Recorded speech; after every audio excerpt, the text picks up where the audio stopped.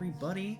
Last time, you all had made your way towards Tribor, and the floating tower on which you were all riding was attacked by an ancient and deadly creature. This this ancient blue dragon of immense power had come to deliver a dire warning to Zephyros, the cloud giant who had been peeking into the future of things and saw your path to destiny laid out before you and wanted to get himself involved, wanted to be a part of that grand story. The creature that came to visit his tower had different ideas about what he should and shouldn't be doing, though. Zephyros stood accused of prodding too deeply into matters that he had no business prodding into, and the dragon was none too pleased. After destroying the tower's means of travel and delivering her warning to Zephyros, the beast departed, but not before rendering the silver dragon, who had earlier brought a group of dwarves in service to the Order of the Gauntlet, to Zephyros' tower. The ancient blue dragon had dominated the silver, younger, smaller dragon's mind and forced it to turn on all of you, seemingly to keep you all busy as the blue dragon left and returned into the tempest from which it came. After a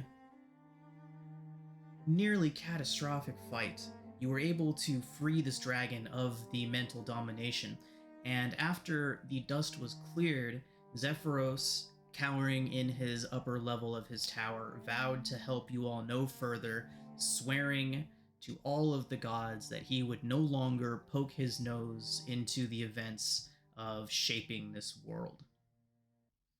Zephyros allowed you all to depart from his tower, extending the cloud staircase that you all had initially come up, and with all of your gear, pack animals, and your cart,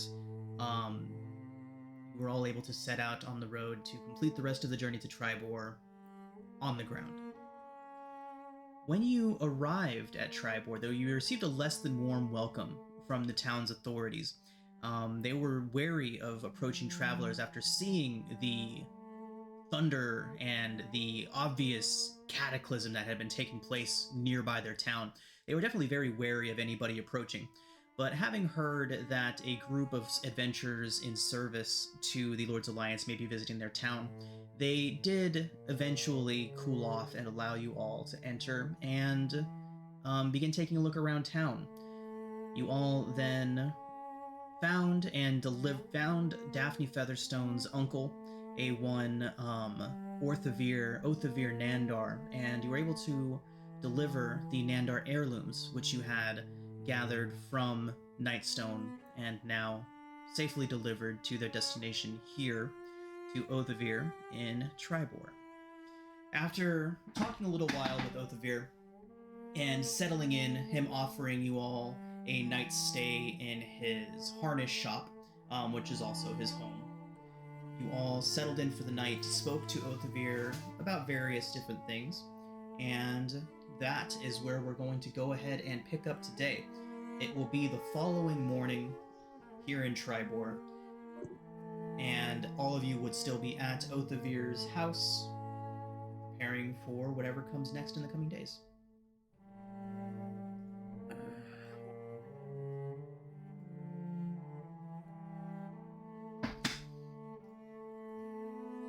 Okay, so it is early in the AM, the day after you guys arrived in Tribor.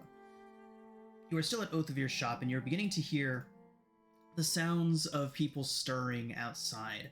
You can hear carts passing by, being pulled by various draft animals. You can hear people talking to one another. Basically, you hear the town of Tribor beginning to come to life, beginning to go about its daily activities. What would you all like to do?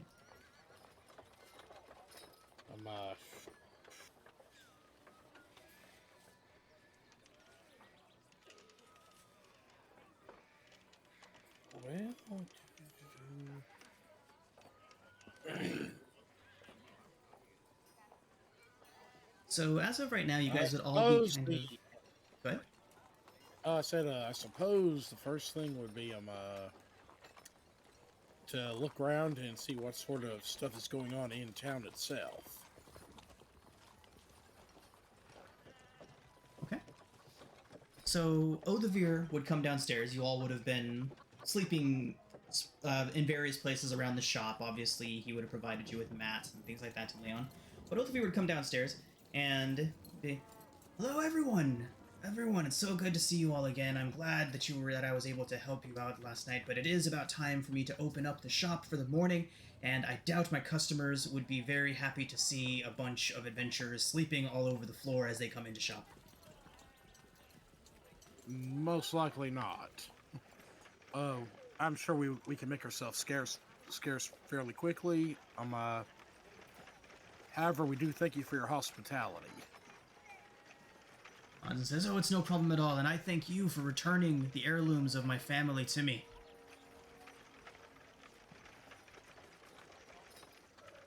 Much.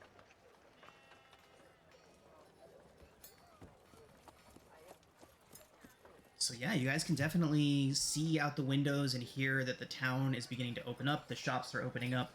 You do see quite a few wagons making their way into town as well. Is there anything in particular about the wagons that stands out to me? They appear to be merchants. You can see that they're overloaded with goods and things like that. Yeah, the animals are straining to get the stuff into town. They seem to be heading towards the center of town. Are they being met by the men and women of the 12? Make a perception check as you look out these windows and kind of take a look at the carts and who's keeping an eye on them.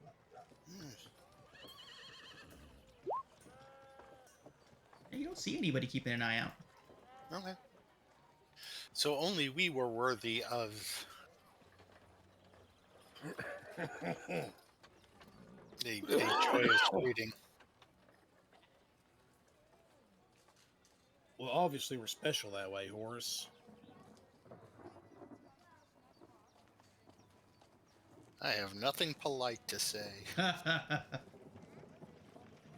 They had to come out and see how awesome we were. Just as a quick aside, Frederick, as you all rode into town, you were met by 12 armed and armored men and women on horseback who essentially blocked your way, and I wouldn't call it a confrontation, but they didn't seem too happy to have you here in the first place, but they did cool down eventually and allowed you all to pass without any sort of conflict. Oh, okay. Yeah, I was kind of confused. Like, what just happened? Just something happened. Okay. It was a group of local militia would be an understatement. They are called the 12. They're protectors of Tribor, and they are led by the Lord Protector of Tribor, a woman named Dorothra, who a couple party members did notice wore a silver harp pinned to her jacket, which was of significance to some of you.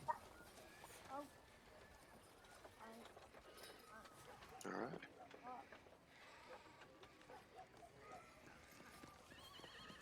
right. I suppose that I'm going to look around town, so just kind of see what all is out here. Yes, I'll follow you and Horace. Yeah, so you guys each have individual control over all of your tokens here. You guys can move about the town as you wish. So, Brevin, as you step out into the main market, now that things are open and people are milling about, compared to last night when you had arrived, things were already closed. There wasn't a whole lot of people out and about, other than the 12 and Dorothra.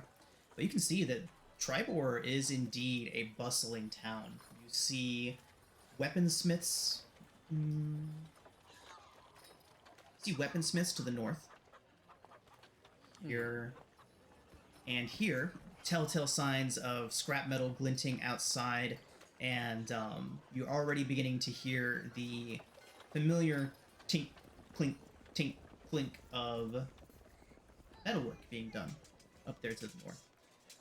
To the south, you can see where all of the merchants are headed. There is well over a dozen carts heading down to this area here in the south, beginning to empty out carts and set up storefronts.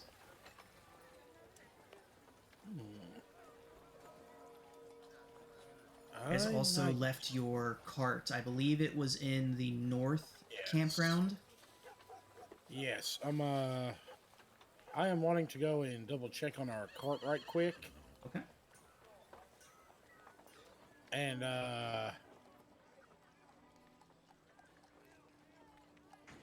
of course, double check just to make sure that nothing has disturbed the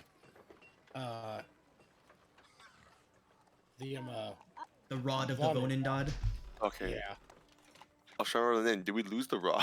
I You wasn't guys have- asking if we lost the rod. Okay. No, it's Speaking of the rod of the Vonindod, when was the last time you guys activated it? I don't remember you guys saying that you did when you entered town. we probably. Sean, I already said this. Like basically, every couple of hours while we're traveling, I'd be activating it constantly in case we ever got a ping. Okay. There aren't that as you many were, charges. let's go ahead and when you guys are traveling open roads and things like that, we'll go ahead and do that when you're pinging it regularly. But since it only has the 6 charges or 10 charges? I think it was 10 charges. Okay. Since it only has the 10 charges, let's try to swing more around towards a let me know when you're activating it type of thing. When you guys are traveling like long distances and we're doing like long travel montages, we'll say that you've activated a couple times during the day. But when we're in towns and things like this. But that being said, Well, the thing is, it does have a range of 10 miles. 10 miles for the stuff we're looking for. Right. It does have a range of 10 miles. So we only would have to fire it up a couple of times per day for the amount of distance we can travel. Exactly. Like every like 5 or so is probably when you do it. Okay. Okay, that's fine. So it would have started pinging once you were about 10 miles outside of Tribor. Okay. Ooh. Hey. The exact location is unclear, but there is definitely a piece of the Vonindod close by, within 10 miles of where you sit right now, Brevin.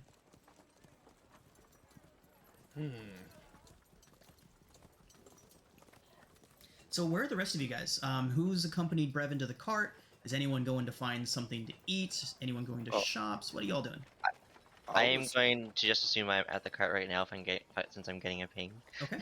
So anybody else that's at the cart, go ahead and drop yourselves in this section here.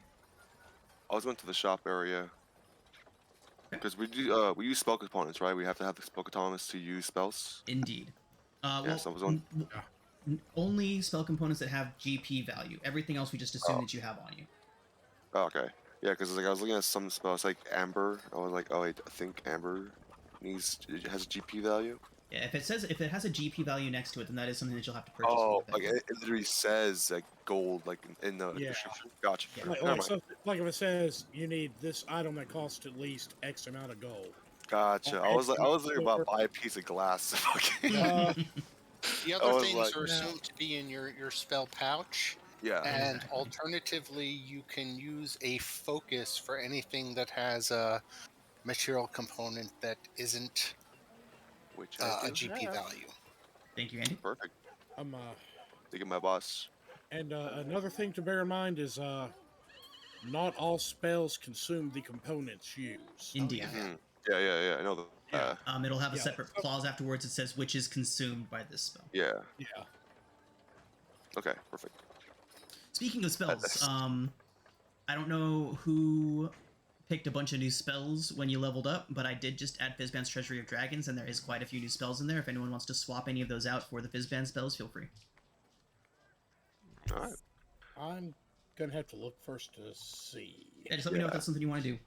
We'll take Drake, quick question, bro. This is like straight for you. Please say you picked Fireball.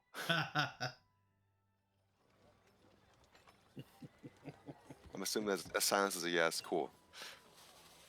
Fireball. Okay, let's be clear about something. You don't go to level 5 without taking Fireball. Yeah, because I took Thunder Lightning Bolt in hopes that you took Fireball. Counterspell is also another niche one. That was the 2 spells I picked. Hypnotic Pattern. Oh, Hypnotic Pattern. Hypnotic. That's a pretty solid one. Wizard with Hypnotic Pattern is actually really good as well. Definitely. All right. Good, good Where thing to keep where are in the mind. Fizbin spells listed? If you go to the circle with the eye in it that has, let me make sure I have the compendium turned on for this game first, real quick. Ah, shoot, I had to redo my character master to sort the spells out. Oh, no, you don't. Do I not? No. You can just do it manually from your character sheet. Just keep track of Oh, what you're taking out, Okay. and true, yeah. true. That's so cool. Awesome. It's mainly level 2 Checking one for man. the compendium on right now. The compendium is on for this game. So what you do is you just go over to the circle with the eye on it, and then you can just type in Fizzbands. Make sure you use the apostrophe or it won't show up. And right there, it's under rules, Fizzbands Treasury of Dragons. You can use the table of contents there to check out the new spells. It's chapter No 2, lie. Dragon Magic Spells. I got super excited with the gem dragon boards. When I saw the gem dragon boards, I was like, "What? Right. Looks so cool." Have you seen the paper dragon familiar? I'm gonna Paper be in love Dragon with it. Yes. Familiar. That sounds It looks amazing. so cute. I'm It's gonna be so in love with cool. that I platinum want shield it. bearer. I want Flish to have a best friend, and he's with the paper dragon. Well, you can write a spell on it, and it will consume the spell and cast it. That's amazing. It's super cool. I was seeing this thing blow up on my Instagram. I was like, I want this. All right, so Horace, Dandy, and Silrin, where are you guys at? What are you guys up to? Andy's gonna find food. I was going to I'll follow Dandy and translate.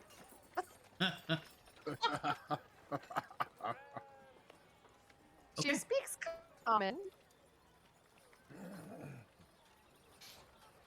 I don't think Dandy speaks shopkeep very well though. That's probably true. I'm probably not any smarter than Dandy, and I'm not good with money. So let's Go go. team. Yeah. Wait, you're not good with money, aren't you? Is it your family? Oh, never mind. I'm stupid. Yeah. My I remember. family's for money. That's why I'm not with them.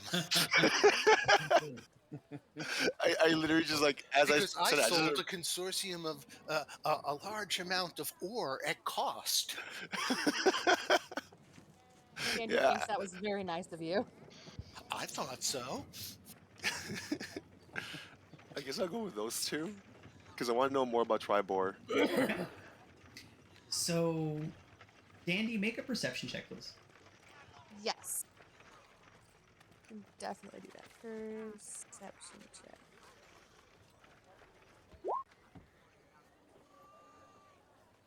Team.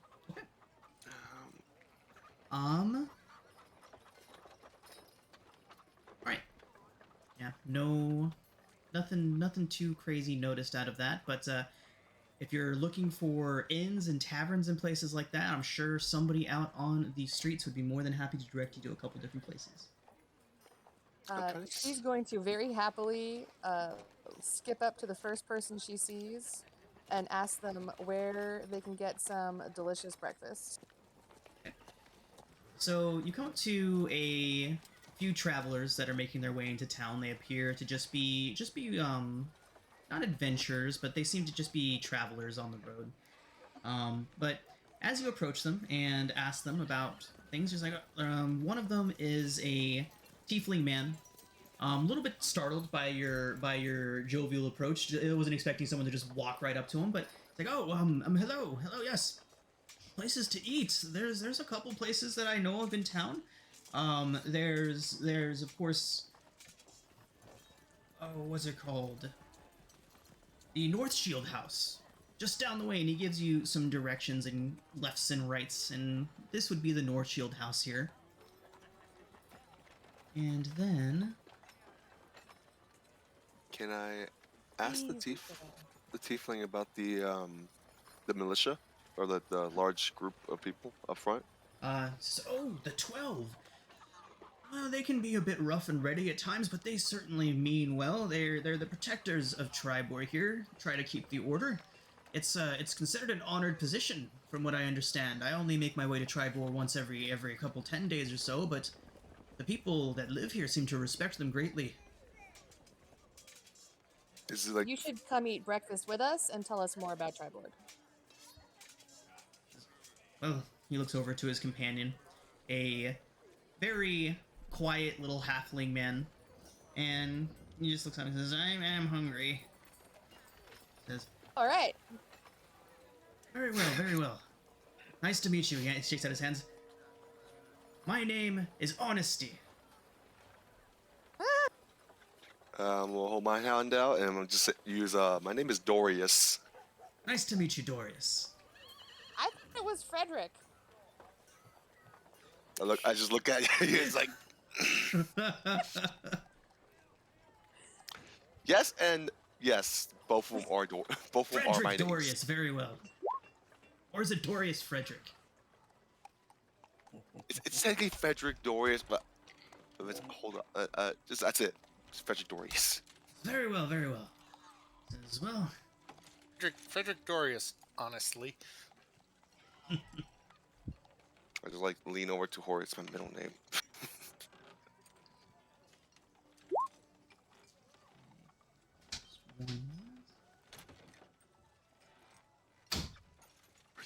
Well, my name is Dandelion. Nice to meet you both. When she shakes the halfling's hand, she pretty much lifts the halfling off the ground with it. It's a very enthusiastic handshake. He's much louder now than he was previously. And Honesty just starts laughing. But says, that's Wenrin there. Don't mind him. He can be a bit of a gruff. He can be a bit of a grump from time to time, but he means well. We have one of those too. We call him Brevin. Ah. And I point at a little Flitch on my shoulder, and this is my companion, Flitch. And this is our Horace.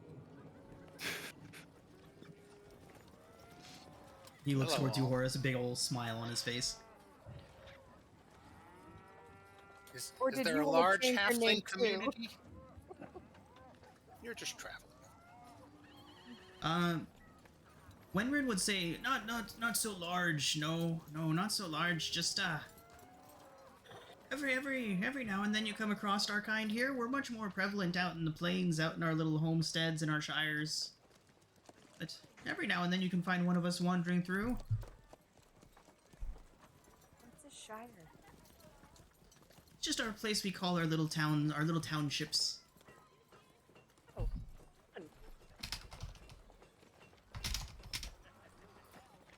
Okay, so they are leading you all towards the North Shield House.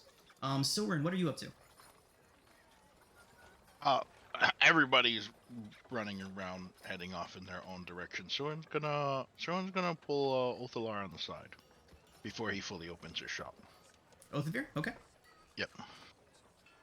Alright, so he's wandering around inside the shop, opening things up and all that kind of such. Notice that you stay behind. He says, Silverin, was it? Yes. Thank you again for everything that you and your friends have done for us. Of course, if I could just take a moment of your time. Of course, anything. I think we kind of came in really late last night, and I understand. It was we didn't want to take up too much of your time, especially the hour we arrived. But I wanted to talk to you about your niece. Ah, yes. She is, of course, a bit naive, but I have faith that she'll be able to run Nightstone effectively. I also agree. Well, maybe not naive. A bit unpolished. She's got talent, but I don't think she has the resources to fully prosper in that city. That is true. And I do loathe to think what might happen if she called for the wrong kind of aid from... His eyes get a little bit wider, and he looks towards you. You can see that, well, go ahead and make an insight check.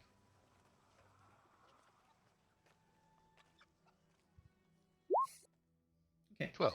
His eyes get a bit wider, and he stops. You can tell that something troubled him. He says, well, let's just say that the help she might get from Waterdeep is not necessarily the best help that she could get.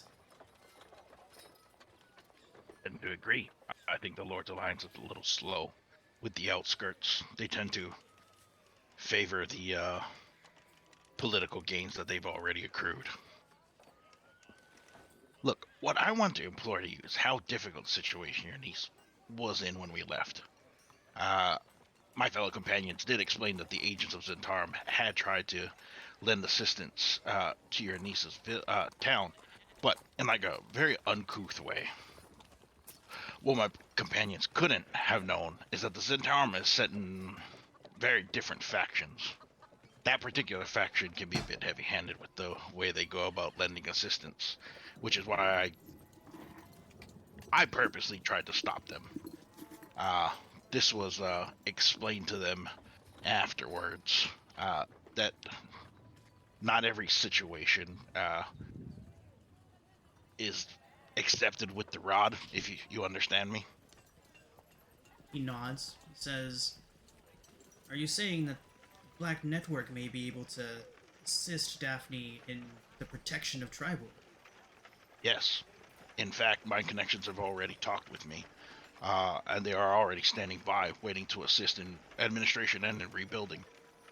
But with the way it already transpired with your niece, we believe that coming from a more familiar approach will be a little less, or a little more palatable than our agents just going ahead and trying to recover face, if you will. He nods and thinks about it for a moment. He says, "I will certainly think on this. I'll let you know what I decide, but..." Of course, take your time. In the meantime, as a gesture, my organization is ready to go ahead and send a message from you back to her if you are ready. Doesn't necessarily have to be anything convincing now, but if you want to just send a short message, I could do that for you. He nods and says, "I do appreciate it. I am worried about who Waterdeep may send." What exactly is your fear from Waterdeep, if you don't mind me asking? Says, "It's nothing. It's nothing. It's not to worry. Not to worry. I will most certainly take your offer into consideration, and I will get back to you about it." How fearful does he seem of this You water? can go ahead and make one more insight check. I feel like there's inside factors that I'm not taking into account here, and I would like to. So he does seem like he's holding something back. I mean, you've got that already, but he is certainly holding something back from you, and he seems more embarrassed about it than fearful. Look, Aldemir, I'm just trying to help as much as we can, and I know my organization has tend to have a bad shady reputation. Yes, I'm aware, Yeah, but many who have shady reputations can be useful when that sort of muscle is required. yeah, we tend to cut through the red tape. We want to get there as quickly as possible and help as much as we can. Look, I'm not saying we're altruistic by any means. We're gonna reap our rewards as we can, but if there's something that I don't know, please, I am ears, and I can even. I'm sure I can help in some way. I've made many contacts in Waterdeep. I've lived there for a few years myself. Go ahead and make a persuasion check. You can do so at advantage. 27. Yeah. So he stops and thinks hard on it for a moment. And after that moment, he would... That's Oath of Irian, just so you guys can get the face again. But after a moment, he says, "Have you heard of Margaster family?" You would have heard of this family. They're a well-known family in Waterdeep. They are not quite as well-to-do as Frederick's family, but close. Okay. Very wealthy. You see, the Nandar family. We have ties to the Margasters, and I can't remember the last time I actually told anyone this, but I have reason to believe that they are worshippers of one of the 9 Dark Lords of the Hells. I fear that if word reaches Waterdeep that Daphne, well, I'm sure word has reached them, but I fear that once they get their claws into this, that they will insist on sending their own people to Waterdeep. They have the money, the resources, the men, the manpower. Far so more so than the Nandar family presence in Waterdeep does. I wish you would have led with that a little earlier, Aldevar. I'm Been sorry, weeks. it's not something I speak about. It's not something that our family has much pride in. I'm sure you understand. This just means this begs more on the importance of getting things rolling quickly than bandying about. Like, I don't want to rush you at all, but it's taken us weeks to get to this point, and I'm not sure if our word would have traveled to Waterdeep much faster. We were actually there before we got to here. Perhaps the Margasters won't see it as an important location. Give me a second. And I go ahead and just take out a dagger and immediately just sort of hold it up like it's a microphone, and I will cast my new spell, Transmission. Ah, nice. That's so cool.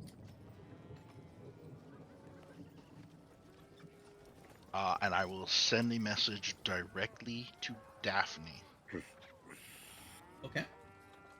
Daphne, this is Silrin's Alatrix, one of the heroes that helped you during the giant invasion. I'm here with your uncle. I wanted to let you know that we've delivered the goods. That's 25, my dude. I'll have to send another one. Fuck, really? Yeah. Damn. I really need to cut this down. First time, right? First time.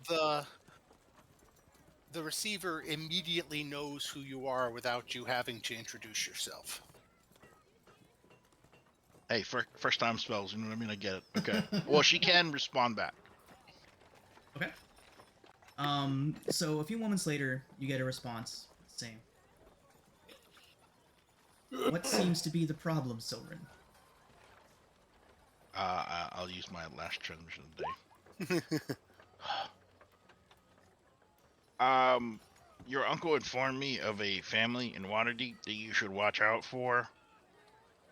Has that family come there yet? Also, how are you doing? And you want me to tell your uncle anything? Yeah, 5 more words. So to Daphne, right? So she would say, I did receive word that the Margasters might be sending assistance, but it was said that it would take a 10-day for them to organize. Did she have anything for her uncle?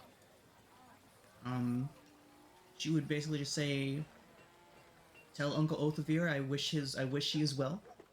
Okay. I will tell Othavir that message and say, 10 days. That's not a lot of time. He shakes his head. It certainly is not. He nods and says, Zentarum is certainly better than followers of the 9 Hells. I will write your letter. Return here tonight and it'll be ready to send. Okay. I can send message back tomorrow, but I could also get the ball rolling today if that's what you want. Please, if the Margasters are already planning to go to Nightstone, then Daphne will need all the help she can get. Thank you, Othvar, for your time. Okay. Alrighty, guys. So let's go ahead and move on to the next group here.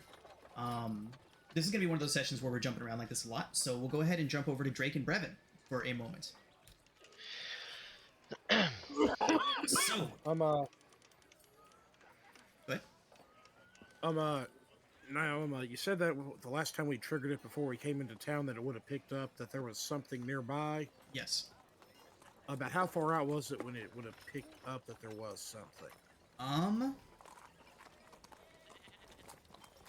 Just outside of town. So, let's say that you guys know that it is within the borders of Tribor itself. Okay. I was wondering because if I was just gonna see if we could use one more charge to try to triangulate a little bit. See if it might narrow down the area where it could be at. You can certainly try, but from what you guys have seen so far, it's not exactly like a homing beacon. It will only tell you if there is one within 10 miles. Oh, okay. So that won't be very effective. Right. I take that it is still under the wagon as the disguised axle, correct? Correct. Unless anyone's moved it, which I don't think anyone has. Nope. Okay. I figure that either bat is sprawled out in the back of the wagon. Silver's bed. Supposedly on guard duty, but instead just passed out. Wait, who was that? Supposedly he would have been nice. on guard duty, but instead he just passed out. Nice. I'm prodding him awake so he can climb up on me in case I need his assistance. I look at Drake and say, well, we know that there's another item in town somewhere. We just need to try to figure out where. Well, if it's anything like the size of this one, it would hardly have to be kept in a place rather large, and not to mention this is quite the powerful magical item. I don't think it's going to be easily hidden. Maybe this is also something ancient, so maybe there's some parts of the town that deal with either antiques or maybe a hidden destination in the town. Maybe like a hidden basement or something. That's probably the most likely spot where we'd find it. Probably. We need to find a place to talk with some people and see if anyone has any knowledge of any sort of either more ancient structures or any sort of odd magics that have occurred or things of that nature. I wonder if Frederick has locate object by any chance. I don't think I do.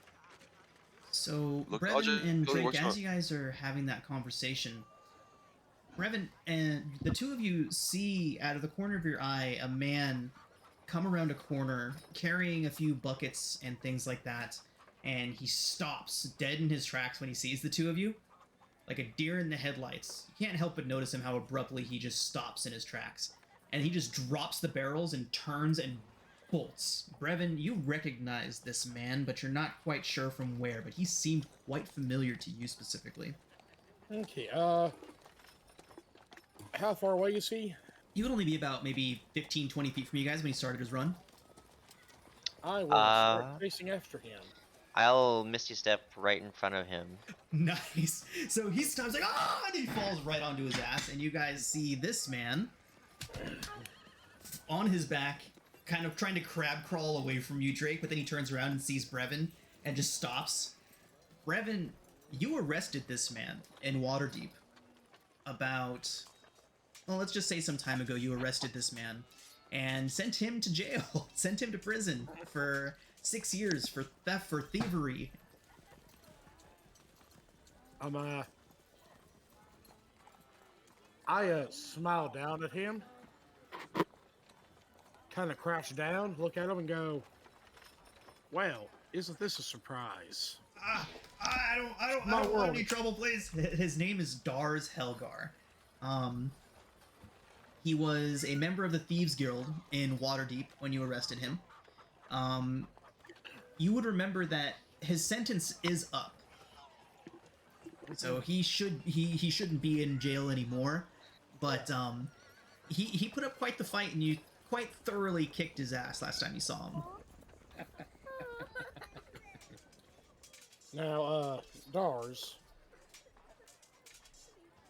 this, I am hoping that you being out here in this little hamlet, is proof you've decided to change your ways a bit. He nods. He's like, yes, Inspector. I have. See, I take care of the campgrounds now. It's my job here. You can ask Dorothea and the 12. I'm legit. Okay. Well, I'm very glad to see that you seem to have turned over a new leaf. I do have a question though, since we are here and I can recognize you. Are you familiar with any sort of occurrences in town or any places that You're doing the robot voice, Hank. Oh, sorry. Is that better? Go ahead and say something. Uh, No, it doesn't sound any better yet, unfortunately.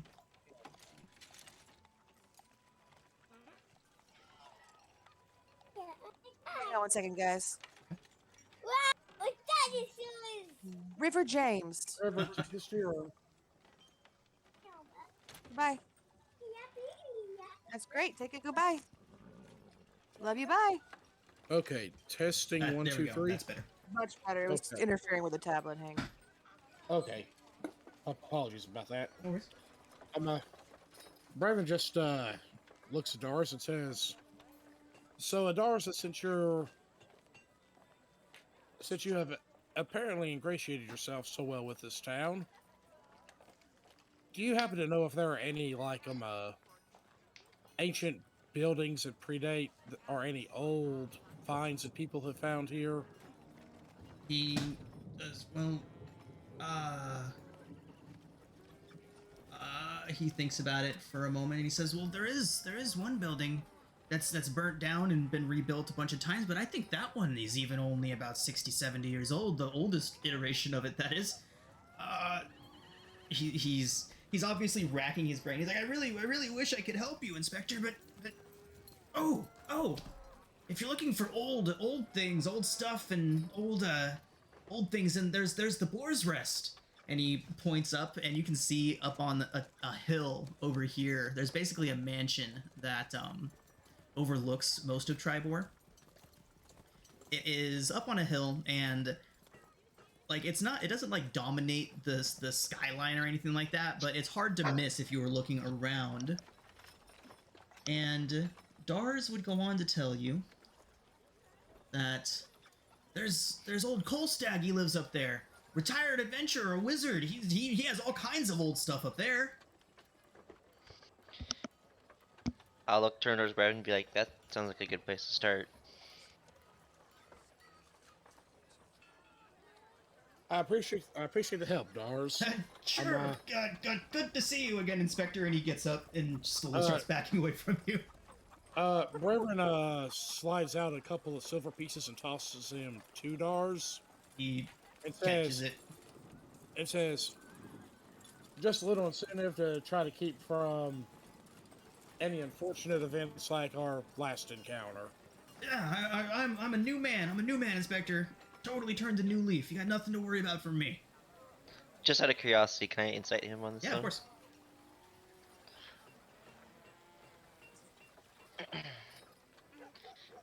You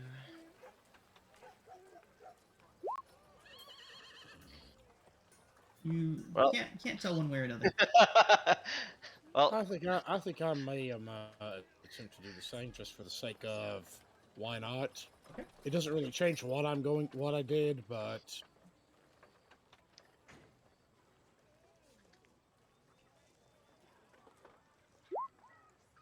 Okay. He does, right? He does seem to be telling the truth. I mean, he's scared shitless. I mean, the last time you saw him, you damn near killed him, but he is definitely not trying to lie to you.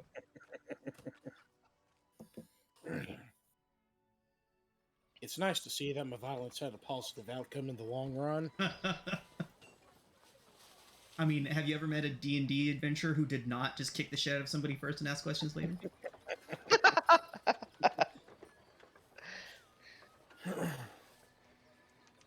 Okay. Look, Drake. Last time I met him, he tried to stab me, so I, of course, hit him upside the head a bit. I may have been a little overly enthusiastic, but I expect no less, for sure. So, shall we go check out that mansion? We might be able to find what we're looking for there, or at least a good lead for it. well, we at least see what's going on up there.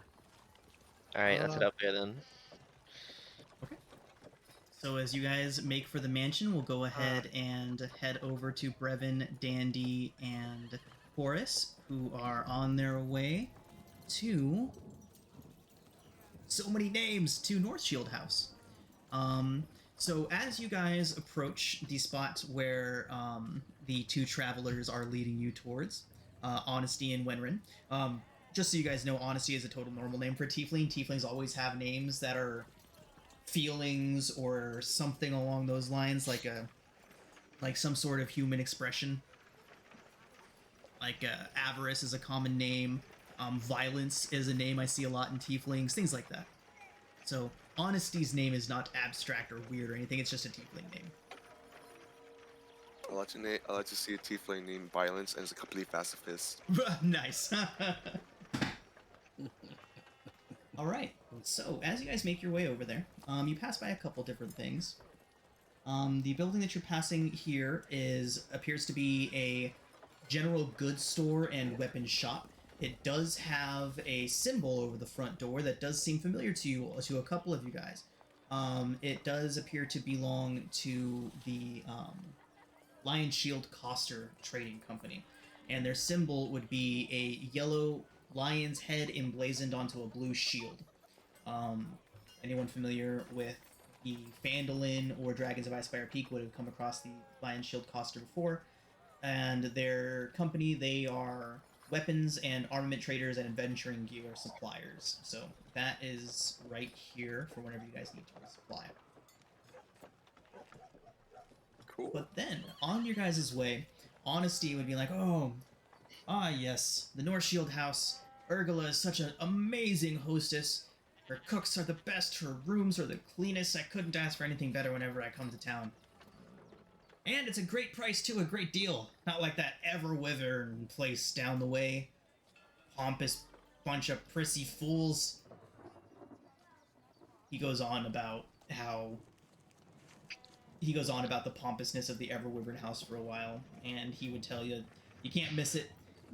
It's constantly blaring with over enthusiastic musical numbers coming from inside, and people dressed either too elaborately or just straight up in costume coming in or out. And he said, and that place is down here. But as he leads you towards the North Shield House, you guys already get the aromas of breakfast foods and various types of breakfast foods wafting out from the building as you all approach.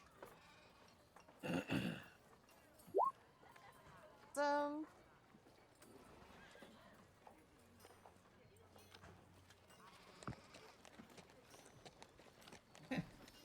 So it's a fine inn, as you guys can see out the front. There's already a good amount of people downstairs in the main common room, in the main dining halls, eating, having breakfast. There's probably about a dozen people milling about and eating as you all enter.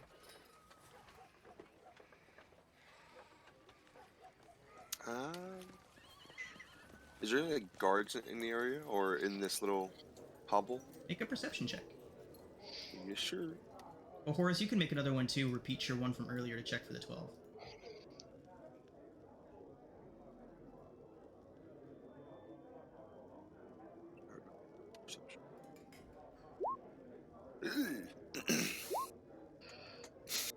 Horace, you noticed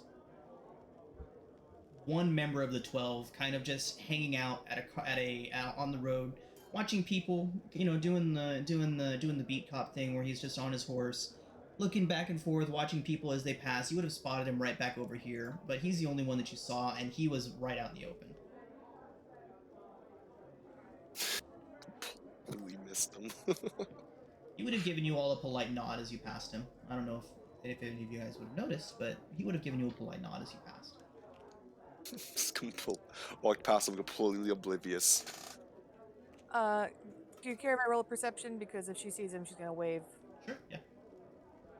just all chipper.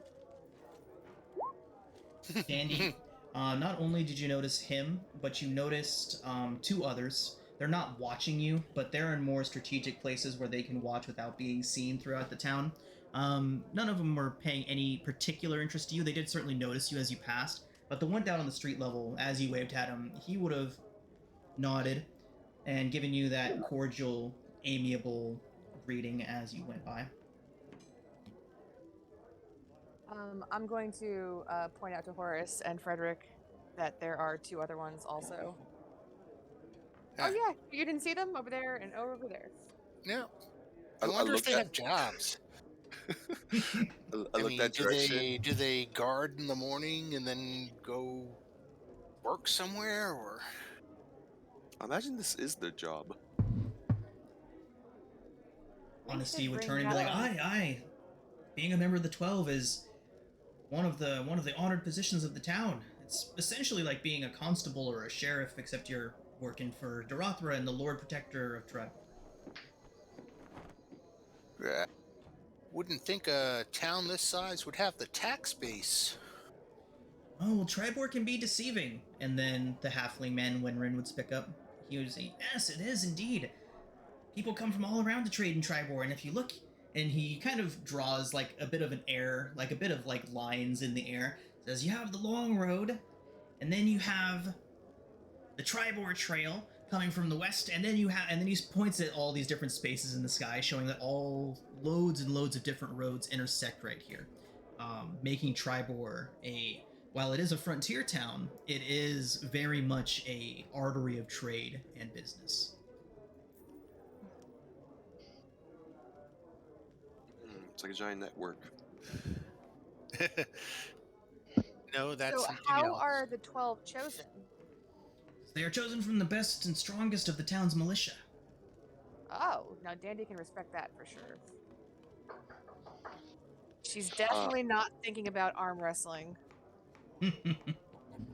I ask, so has Tribor been dealing with so many threats to the point they had to create a separate militia, possibly larger? Wenrin says, indeed, Tribor has been a place of many battles and many conflicts. Seems to be a pretty popular place for that kind of stuff, if you ask me. Says, and then he points down, he says, even so much that we have a mustering field. That third big open space down there, that's not just a campground. That's specifically for armies that need to show up and muster here. If it would be rude for me to pry in deeper, what kind of threats have been plaguing Tribor? Oh, all kinds of things through the centuries, ogres, goblins, bandits, the occasional mad king coming down from the north and just wanting to conquer everything. He comes and goes, Jeez. It's like a fun place to be. Have you guys been having issues with giants of late? It's strange you'd ask that. I keep getting asked that a lot from all kinds of different people going up and down the road, saying giants this and giants that, but I haven't heard anything about giants in Tribor. What about you, Honesty? And the tiefling would be, no, I heard Nightstone had some trouble not too long ago, and then word just started getting here about that castle over Waterdeep, but I haven't seen one myself. Count yourself lucky. I do indeed. Oh my god, I can't stop thinking of tieflings as Smurfs. Oh god. it's like when you said like, oh, they're named by emotions. Like, oh, they're Smurfs.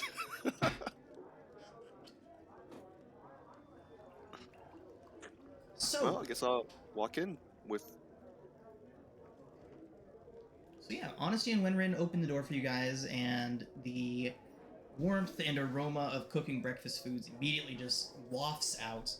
And once you get inside, you can see that there's a lot of people here. There's a good couple dozen people packed into the tables and everything. You do find a table that one of the long tables does have a few open seats for you all there. Awesome. You do notice that Dorotha is here, and she is speaking to a middle-aged woman. Seems sturdily built, and she seems like she can definitely handle herself. And Dorotha sees you all entering and says something to the woman that you guys can't hear over the raucous noise and everything. And Dorotha raises her hand and waves you all over, gestures at all the empty seats around her and her companion. Oh, Dandy's definitely going over. Right behind you. Yay! So you guys Was have the met woman she was talking to Urgula? Urgula, indeed. And what does Urgula look like? Yep, she's right there. I love her Oh, hair. I love her. She's mama. And then she's like, here's Dorotha again. Right. So they're talking to one another, and Dorotha gestures that you all sit as you arrive, and she says, I really must apologize for our rude welcome to you all.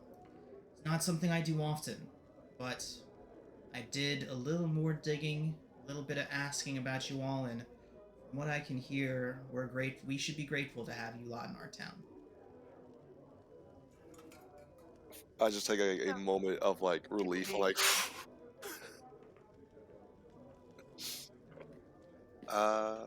At that point, Urgula would be like, hello everyone, welcome to my establishment. I'm Urgula. It's wonderful to meet you all. Like so many other people, we've heard a lot about you all. Word travels fast, you know. We've heard wonderful things about you too. She smiles and says, well, thank you. I do my best. And she looks towards Honesty and she's like, and welcome back, you two. The usual, and they both nod and immediately sit. And Urgula turns back and yells a couple things, and you see a couple serving people nod and head into the back. Says, what about you all? Are you hungry? Always. Their usual. there you go. I asked, what do you guys serve? So we cater to all kinds of different things, and I think you want more of Wenrin's usual than Honesty's usual. What does honesty? I'll grab one Winrins, and if you have a mutton, of my little friend up here, and you just see Flitch just perk up a bit. Urgula nods. She says, absolutely, absolutely. I'd be more than happy to get a little bit of lamb for your little lamb. You see an actual like blush. I don't know if Super Dragons can blush, but you see like Flitch blush a little bit. Okay. So Dorotha would say, Urgula here is a retired adventurer herself. Quite the formidable presence with her Morning Star, was it, Urgula? And Urgula's like, that was a long time ago, Dorotha. Nonetheless.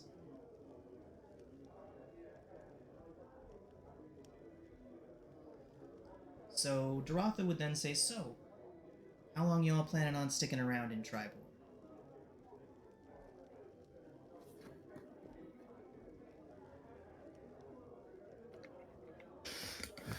Not really sure.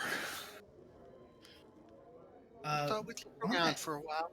No more than a week, I think. Plenty of time, and as long as you got the coin for the inns, you're welcome to stay for as long as you want to. And in fact, you know, if you do find yourself in need of a little more coin, you've got the adventurers up the road, and she is referring to, she says, the Tribor Travelers. If you need some work or need a little bit of extra coin, they're always always looking for adventurers to work for them. Not sure I trust their owners very far, but their coin's always good, and everyone they hire comes back. Well, almost everyone.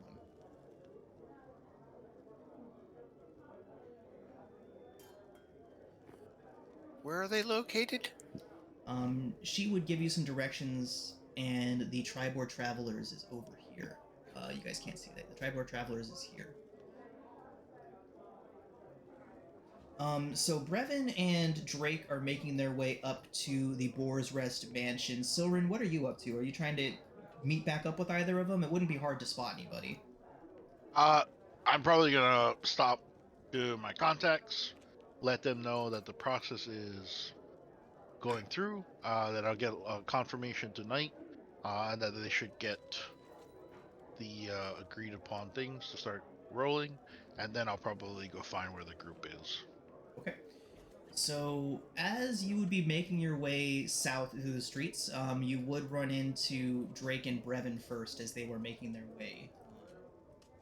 way up north towards the Forest Rest. So, we'll say that you met back up with them since they're the most likely ones for you to just bump into on the streets.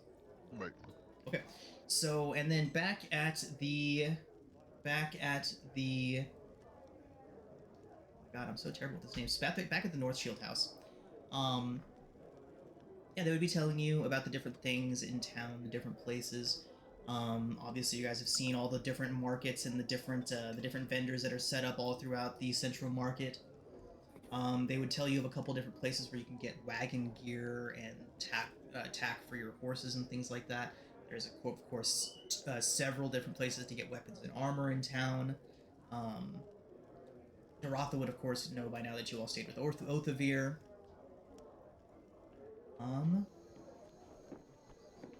So yeah, you guys would get served your breakfast. Let's go ahead and call it 1 silver each for your meals. And when they bring out the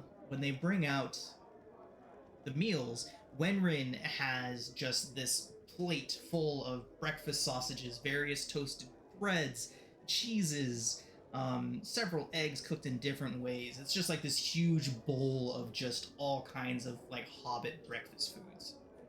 And you see that that Honesty has a glass of what almost looks like pulpy tomato juice. And then in front of him, he has a bowl of mashed up dry and fresh peppers of various types, and anyone that would be sitting next to him would smell that. You can basically smell the capsaicin, the spiciness coming off of that stuff.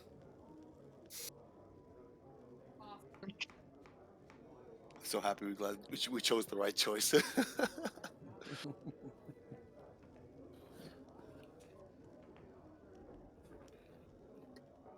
So is there anything else you guys would like to do at the North Shield House? Any other questions for Dorotha or Urgula? I personally want to ask Dorotha the story behind the group. 12? Yeah, the 12. She's the one who's leading it, right? Right. Right. So yeah, Dorotha would say, well, the tradition of the 12 has been around for as long as Tribor's been around, almost. I mean, the town had only been established for about a year before we discovered the need for just a little bit more than the militia had to offer for us. That was well before my time, but yeah, they're all drawn from the militia. People fight and jockey for a job on the 12 all year long, and then at the end of the year, at least 2 members are changed out. It's always a sad affair when we have to send some of our men, but you know they can always come back again and serve it another year. But to keep it fair, at least 2 get rotated out every year. Haven't had any case of anybody being too upset about it in a good 5 or 6 years now. So how would such a large group be funded within Tribord? The same way as the militia. It's kind of like, think of them as Tribor's elite guard. You know, the funds come from the same place that the funds for keeping the caravan campgrounds going, for keeping the streets clean, it all comes from the same place. You know, we tax our merchants and make a decent amount off of it. All right. Well, if anything, you have my assistance if you require it. Because I was certainly hoping that we could call upon you if we needed to, but you know, things have been pretty quiet around here lately. I don't really expect anything to be going wrong in the next few days. I mean, we've been hearing spatterings of orc raids here and there, but nothing too bad. And on that note, who has the sending stone for Kotha Moss Blossom? I believe that Dandy has that. Dandy, it would begin to warm in your pocket, the same message saying the same way that it alerts you that you have some sort of new message. You've got mail. Right. I'm gonna pull it out. That's Um, beautiful. it would say. It would say. Acknowledged arrival in Tribor. Strange activity in nearby areas. Orcs, ogres, goblinoids. No giants. Investigating. Remain in Tribor. Dandy's going to. That was out loud for all to hear, right? What's that? That was out loud for everybody to hear. That's a good question. When sending happens, I think it is out loud, but I'll double check. I think it is out loud for everybody. Okay. The sending Then she's stuff. going to look at the head of the 12 and tell her, well, I guess there's your Oh, it's in your answer. mind. We're here. Only you would have heard it. Oh. Okay, then just going to say, well, I've just been told we're to stay here until instructed otherwise. Urgel would be like, well, that's concerning. What would whoever is in charge of you say to stay here for? Should we be expecting some sort of trouble? Apparently the trouble's already been found around here. There's goblins and orcs and no giants though, which is good news.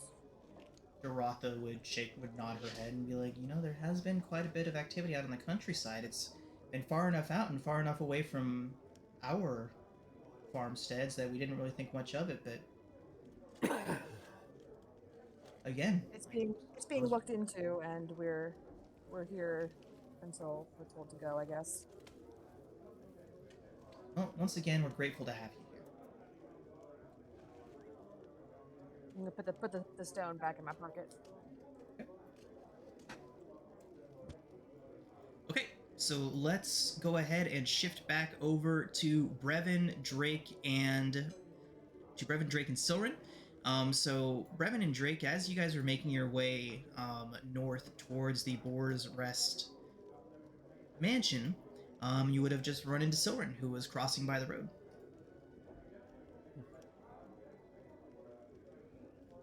Oh, Silren. I take it you got done examining the leatherworking wares of oh gosh, Hank. Both of I you. remember telling you.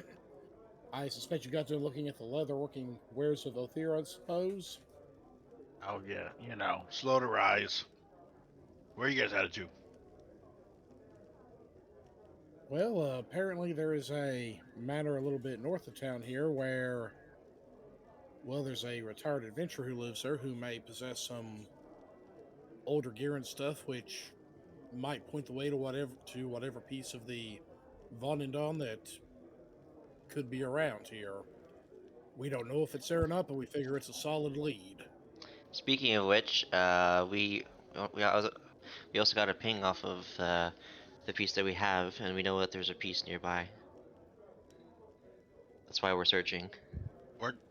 Where's everyone else? Are they looking in a different direction?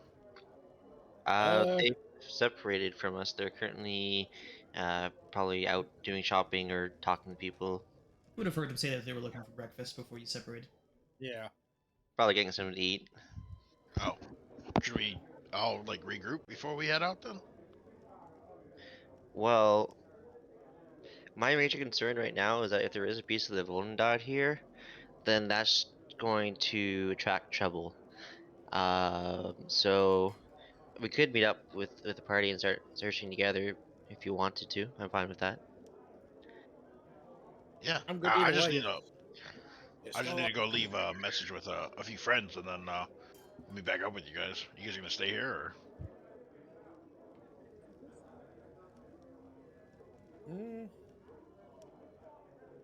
Oh. I mean, if you're gonna I'm not entirely sure where our party went off to, truth be told. well, but they probably, if they're looking for food, they probably went to an inn or something. I'll look around me and see if there's anyone walking nearby. Oh yeah, there's always people walking around.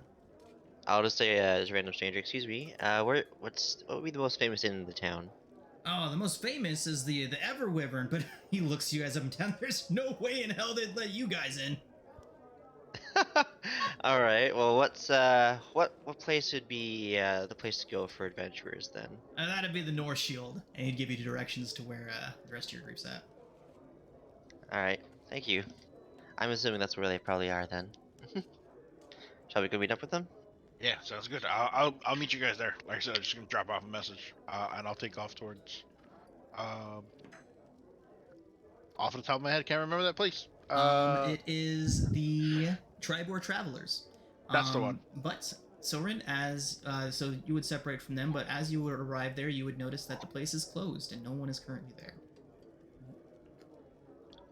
God damn it. We'll just have to stop by later.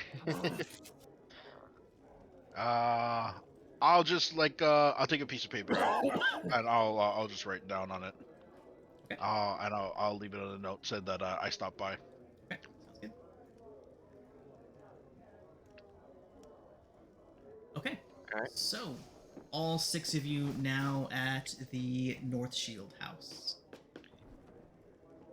I'm assuming we would exchange information at this point.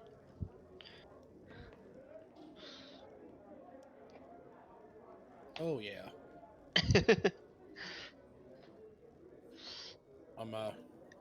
Hey guys, have you heard anything new? We've got some news for you guys.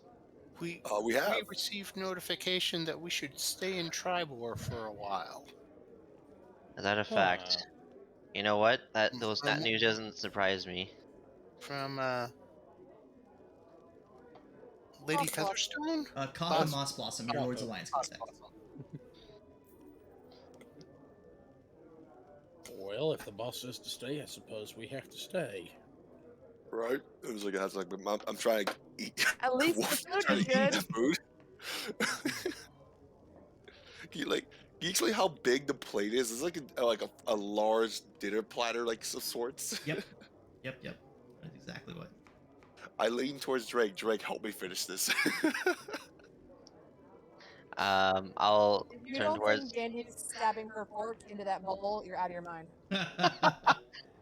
Drake will just turn to me like, I do not require the same amount of assistance as you do, and I'll pass for now. Just the Lambus Don't bird be rude. Eat an egg.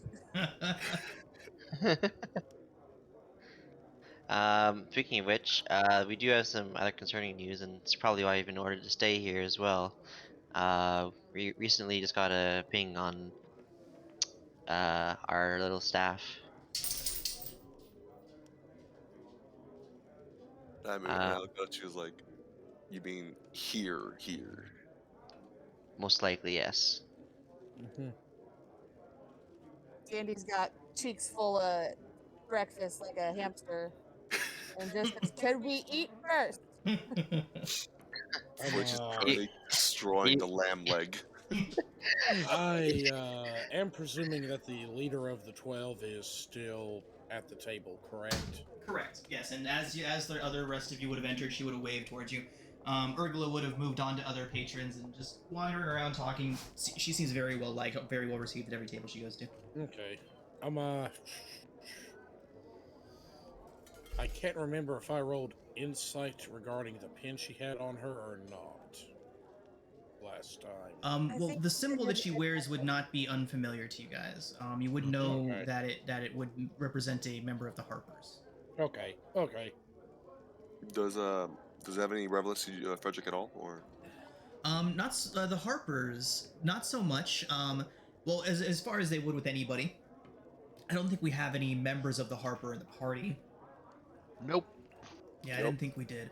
But they are essentially a neutral force for good, while like the Order of the Gauntlet would be like the lawful good force of like protection out there. The Harpers would be a little bit more chaotic or neutral even. They are, you know what, I actually have a nice little handout as for the Harpers. They're like to we call the Whispers. Mm-hmm. Okay. So the Harpers are an old organization that's been shattered, and risen again several times. Its longevity and resilience are largely due to its decentralized grassroots and secretive nature, and the near autonomy of many of its members. The Harpers have cells and lone operatives throughout Faerun, although they interact and share information with one another from time to time as needs warrant. Their ideology is noble, and its members pride themselves on their integrity and incorruptibility. Harpers do not seek power or glory, and only fair and equal treatment for all. Three quick little notes on them. Their beliefs are that one can never have too much information, too much power leads to corruption, no one should be powerless.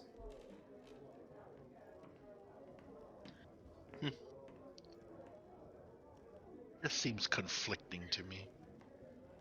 A little bit. It sounds kind of like basically like equality, if anything. Like, Nope. don't be too powerful, but don't be powerless. Yeah, that's where the conflicting thing comes in. You Yeah. gotta be a real. Yeah, it's basically equality, though. Like,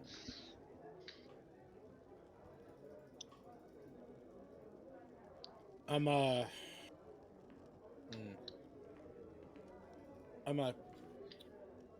the thing is though, since Drake did mention that we had a ping on something, she herself, to the best of my knowledge, does not know we have the piece that can locate other pieces of this giant weapon. No.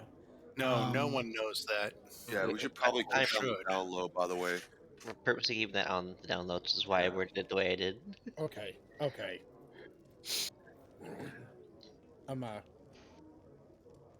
Well, Brevin, he takes a seat and looks at the ginormous size serving that Frederick has and blinks. I look at you with like, help me eyes. The halfling is done and just sitting there with his hands on his bed like, ah.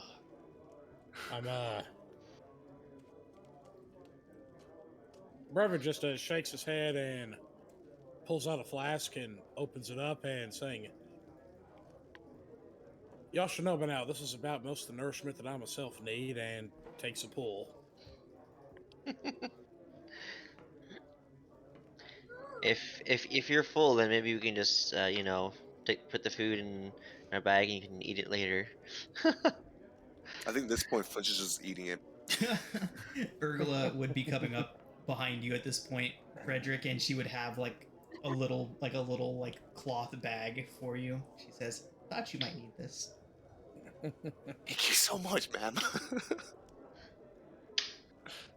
All right, we got a lead on potentially where we might find what we're looking for. We should head up there.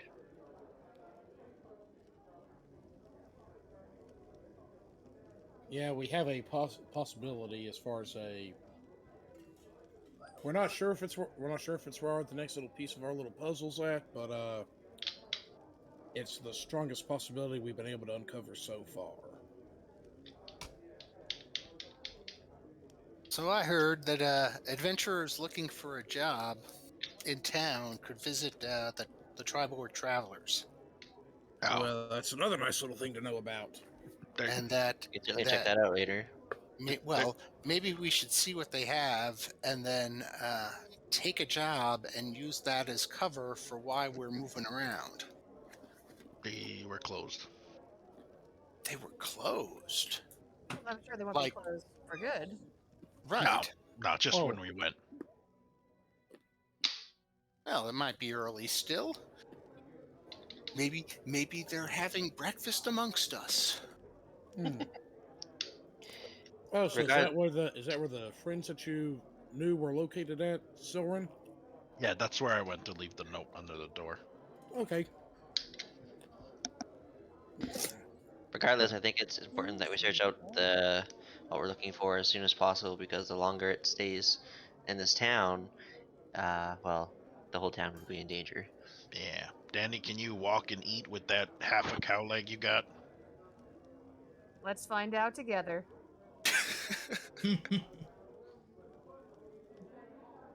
All right, let's head out to the mansion.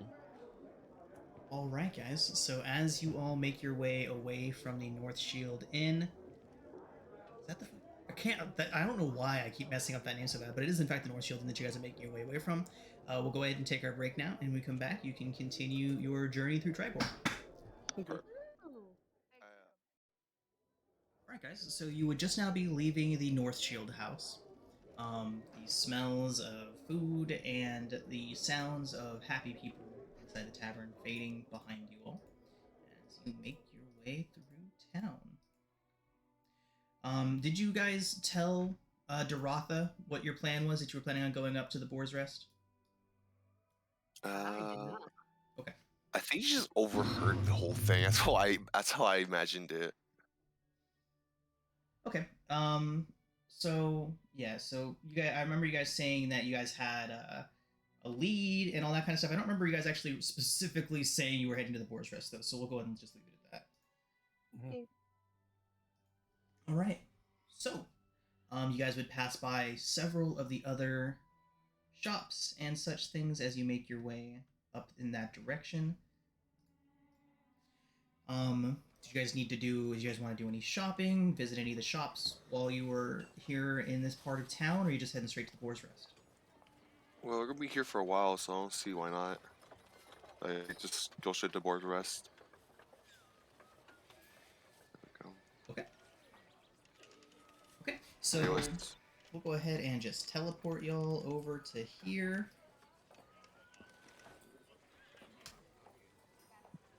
That would be... Oh, actually, which way would you guys head? Would you guys head north and then up through this road? Or would you guys head the back road? Put you back here until you decide. A couple different ways to get there. The main road actually would have been right in front of Othvir's house, so you would have actually seen this massive mansion from across the way. So where's our destination? The one up by the sky. 2 trees? Yeah. Yep.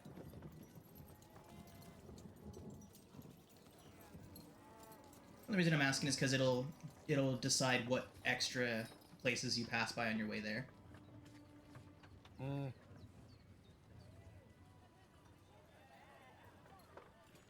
I am kind of inclined to go look the back way, just to also get a feel of the town as I approach this place. Okay. So, the place that you guys find that you find yourself in front of right now is the Cart and Coin. There would be a sign hanging out in front of it, and there would be lots of different wagon materials and things like that. A few horses, clearly for sale, marked and priced out in front, all that kind of stuff. There's the campground, another one here, quickly filling up as the day progresses. And as you guys make your way up towards here, you would see a couple of the different buildings that you actually haven't gotten a chance to take a look at yet. On your right, the building here, you see hanging down from a nearly collapsed roof is a sign that says the Frost-Touched Frog. There's a lot of lewd phrases and images carved into the walls and painted all over the place. It has been thoroughly vandalized. There's planks covering the doors and windows, and tall weeds are surrounding the entirety of the property. You can basically see into and through the building, through the holes and the gaping holes in the windows and the walls. And then as you make your way further up, the building on your left there is... You almost get colder as you arrive here. It is not very well insulated at all. You can see that windows are barely hanging on. It does appear to be a rooming house, though. You see an old human woman sitting on the porch, and she's in a rocking chair rocking back and forth, and she's knitting something that looks vaguely like a human skull. And as you approach, she's like, "Hey, y'all need someplace to stay tonight?"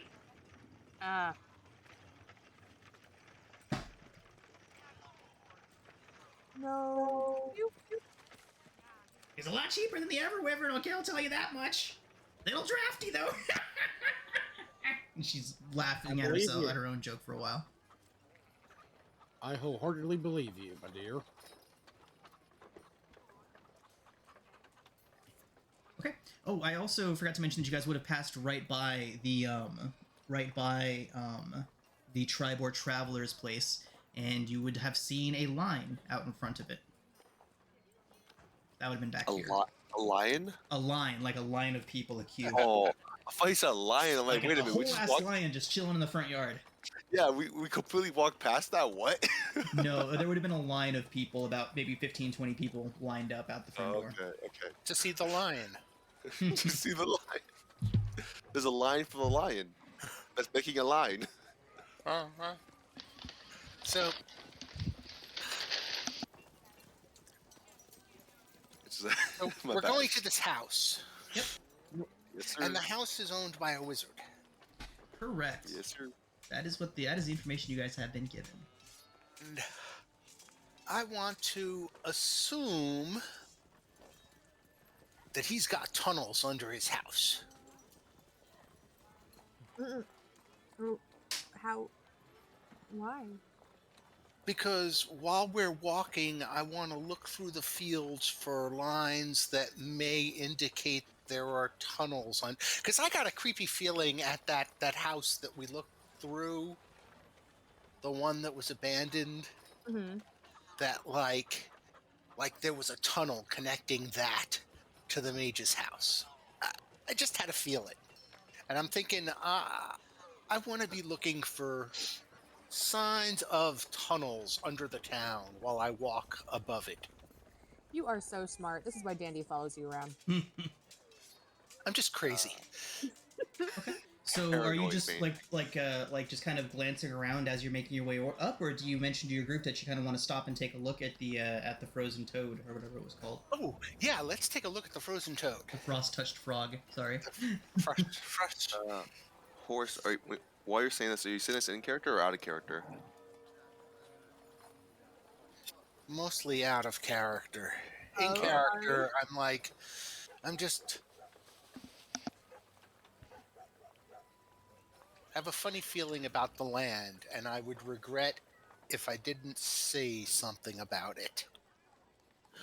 Okay. So you want to check out the frost-touched frog then? Yes.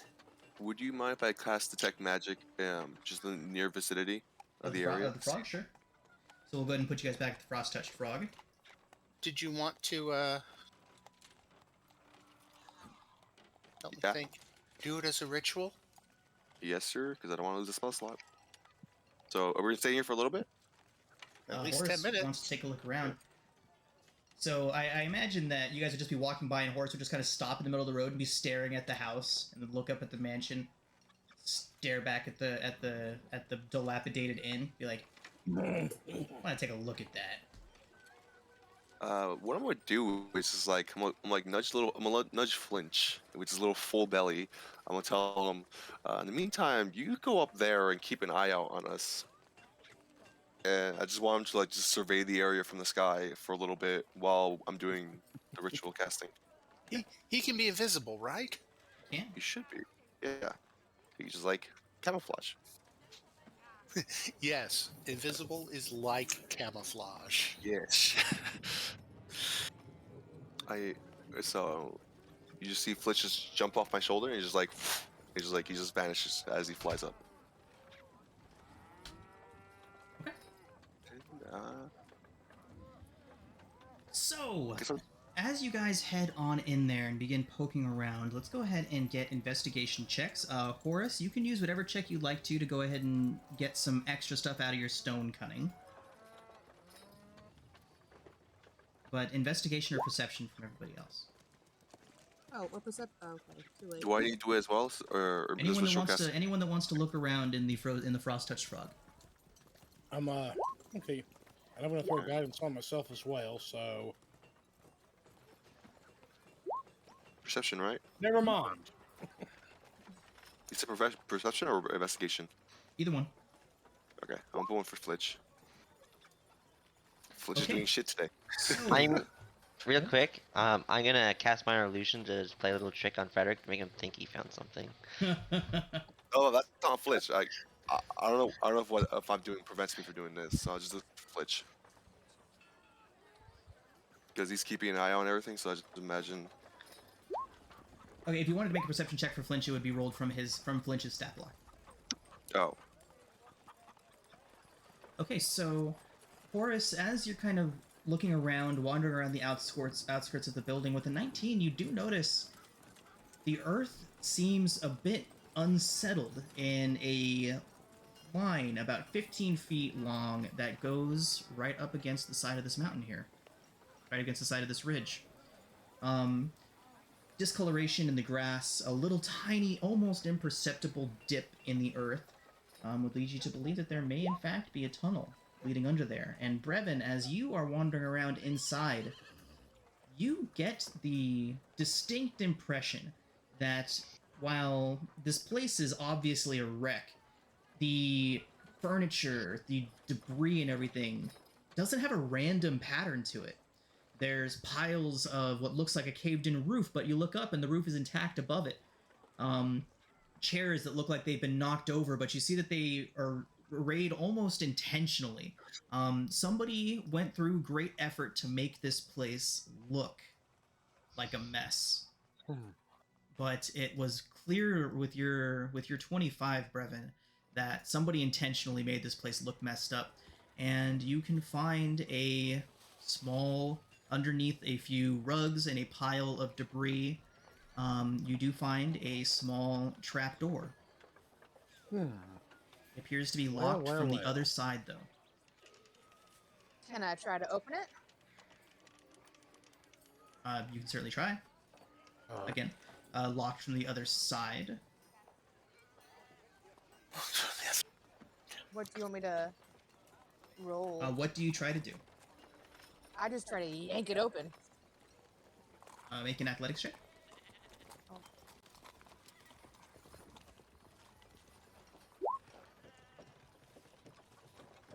Ew. Dandy, the door does not budge. So much so that, again, while this is made to look like just a decrepit old trapdoor, you heaved on it, expecting it to just give beneath your pull, but it is deceptively sturdy, deceptively solid. Magically, Guys, so. this has never happened to me before. I'm embarrassed. It is magically closed. And would Flitch see anything with the 17? Yes, we will swing back to that, though. Oh, my bad.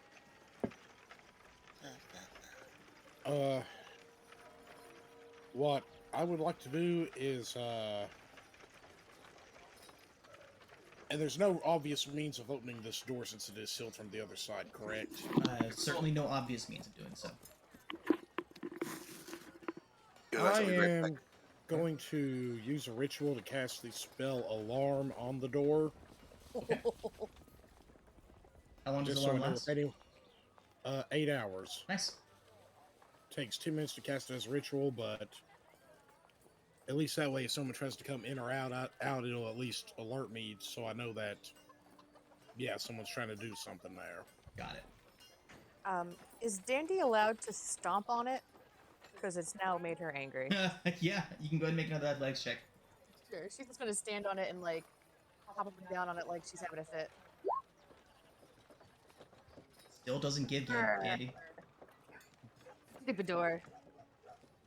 You all see Dandy just stomping on what looks like rotted boards and rotted wood. And it's holding up like solid steel.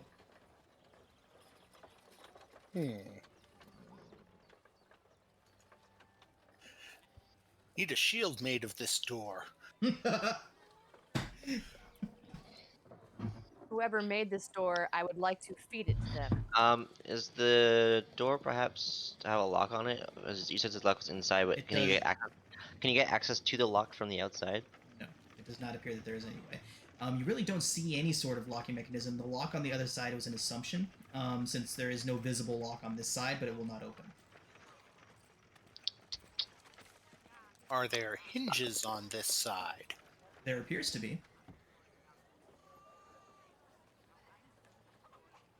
Who has a Well. screwdriver? If there are hinges, what do I have? I might have something that'll work for this. Let's see.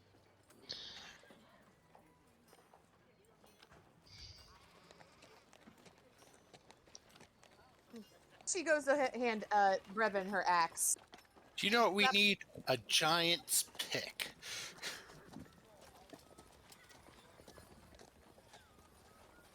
No? Okay. I'm gonna wait outside. You guys let me know when you figure this I out. have a basilisk scale. All right. What I'd like to do is I want to try and break the hinges. And I want to use this for it. So what I want to do is I want to take some water out of a flask of water or canteen. Have the water go in between all the hinges, and then turn it into ice, and have the expansion of the ice break the metal. Drake, as you're attempting to do this, you realize that this is not those hinges are not real, for lack of a better word.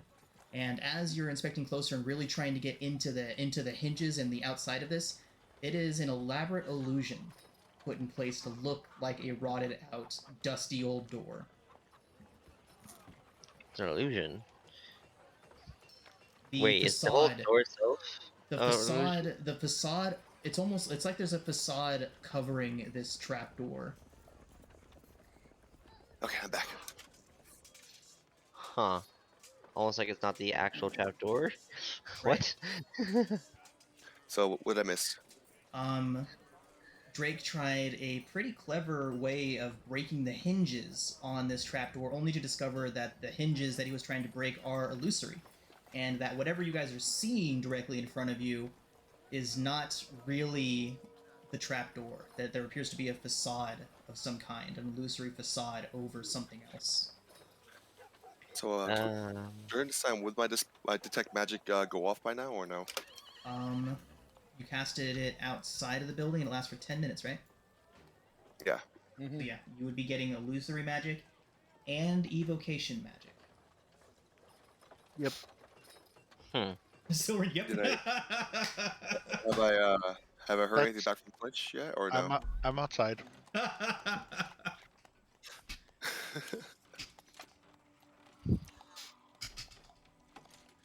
Did I hear anything back from Flinch or? Flinch would relay back to you a few moments after you guys attempted to break this door open that something weird's going on at the mansion. It looks like he would say two big things, tossing a small person around. Boy. Okay, Oh. we should hurry there. Yeah, we should see what's going just on relayed- here. I just relayed back to you guys, and this is going. Well, alerts on has been placed here, so yeah, let's go. I'm gonna keep Flinch up there, and just tell us when to guide us to get us a good advantage over them. Okay. Well, Flinch would tell you that on this side of the house over here, there appears to be two large things. Flinch does not know how to describe them, but they seem to be tossing a small person between them. Almost like a ball.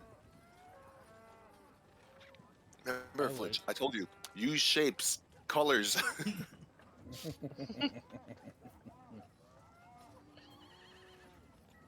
I'm going to attempt to see if I can ease out here and see what it is.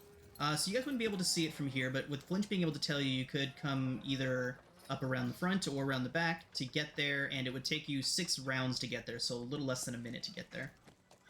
Let's get going. Okay, I think I'll probably go around the back because it looks a little closer. Don't follow Brendan. Direct route and all. Alright, so as you guys From where I'm approach the Boar's Rest from the back, once you get to about here, this appears to just be somebody's house.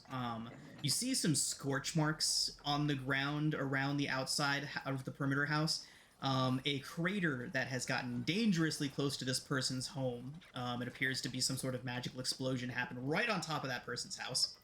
But that's pretty common around this entire structure, around the Boar's Rest here. Lots of magical scarring. It looks like a pretty crazy wizard lives here.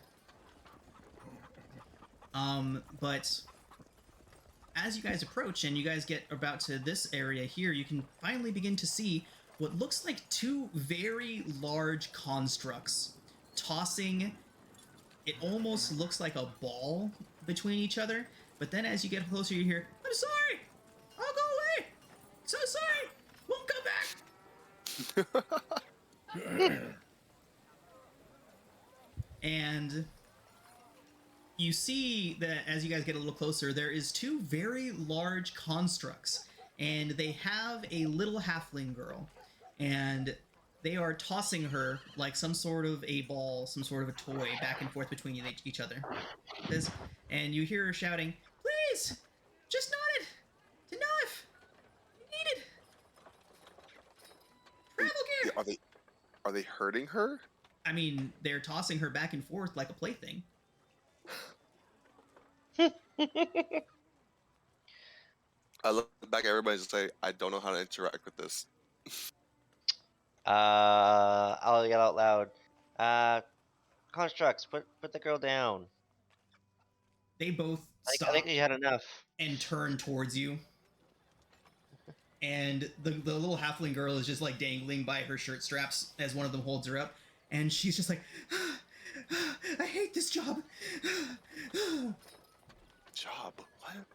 You heard her shouting that she was and you can see on the ground in front of her there's like this case full of like traveling gear and traveler supplies. She appears to just be a salesperson. Just going door to door and just knocked on the wrong door apparently. Avon calling. Right? I just watched Edge of Scissorhands. I forgot Avon was a thing until I actually saw that show again. I'm like, oh hey. But yeah. And so they drop the are you guys still like all the way back here, or have you approached the building? I'm assuming you have, since you called out to her. Yeah. Okay, so we'll go ahead and say that you guys are pretty close. So they turn towards you, these two giant constructs, and they look at you, and you say, "Weapons, threat." They drop the little halfling girl, and she's like, "Oh!" And she grabs up all of her stuff and just runs in the opposite direction as these two constructs begin to stomp towards you all. And just one moment, and we'll be in initiative. Let me go ahead and get you guys onto the map. We learned our lesson. Stop. Go back to base. Yeah. I love that Drake is like, I hope they go after you first. So, should we lift Frederick up in the air now or wait for him to No, get hit? no, this was Drake's fault this time. Correction, they said weapons, threats. That was Drake's indeed a fault. plural. Drake's fault this time. Could have avoided it. Avoided it and let the poor girl get tossed around.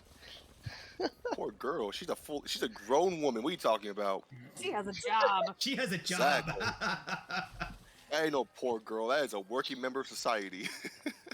So you were just gonna let that working member of society get tossed around then? Of course, that's part of her job. All right, so at that, let's go ahead and roll initiative, everybody. The music kicks in. Sweet.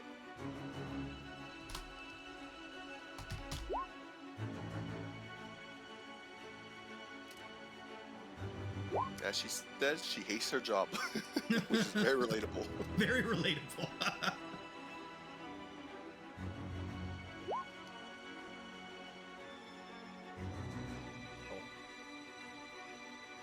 Well, I rolled, but it did not pop up there. Oh. You may need to select your token and try again. Okay, I selected it. Let's roll again. Map is really Yeah, it's all small. I small. can barely see my token. Yeah, it is quite small. You can zoom in as far as you need to, though. It stays pretty high res when you're zoomed in.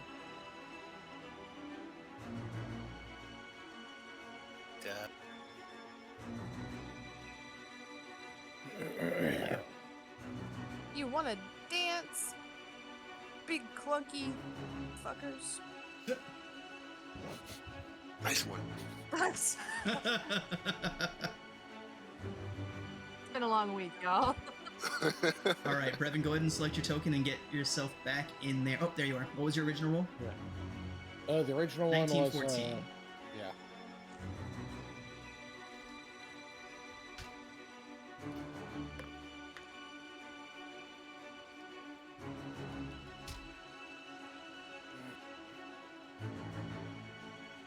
Okay.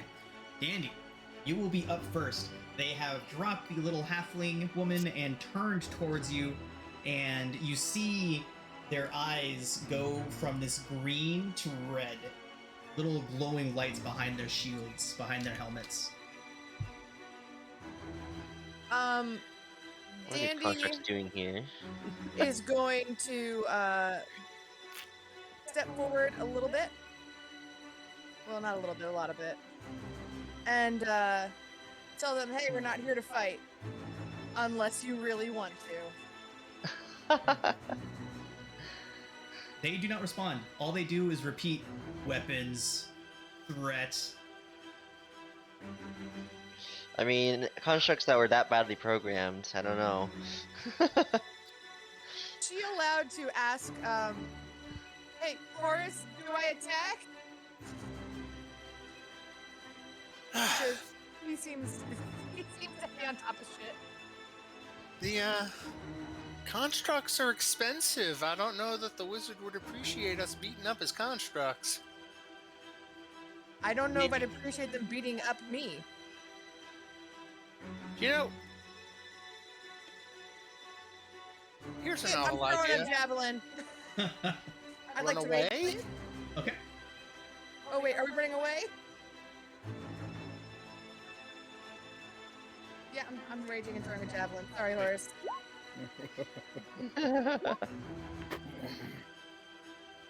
Okay. The javelin strikes and embeds in between one of the shield guardians' many plates. For 5. I feel like Sue has heat and metal. Would it work? That is a good question. That's always an interesting one because Oh. technically it is not wearing its armor. It is its armor. And I have ruled against that working on things that are just made of metal in the past. There's some wording in the spell.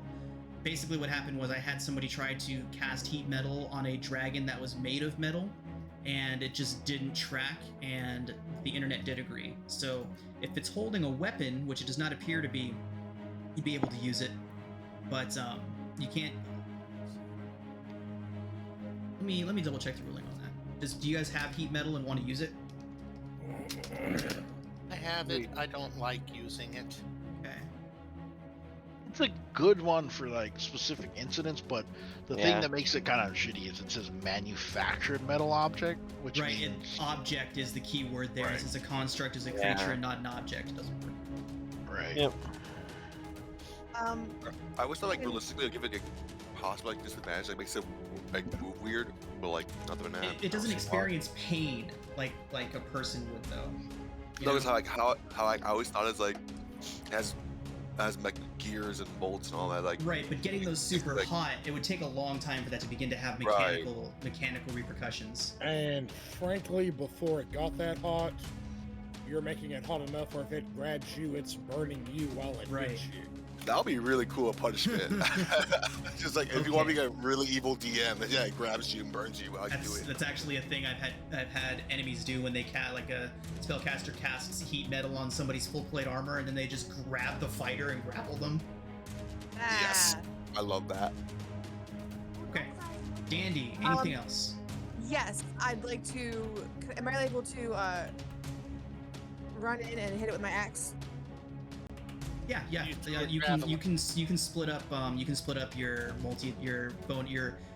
extra attack action can be split up by movement. You already dropped your javelin, you threw it, so yeah, that's fine. Sweet. Okay, I'm gonna hit it. Oof. Oops. Hi. It just looks down at you. Threat. Who, me? Brevin. Help! Brevin just kind of utters a curse in thieves' cant. Takes aim at the one in front of Dandy, and he's going to fire a pair of Eldritch Blasts at it right quick. 11 does not hit. With save.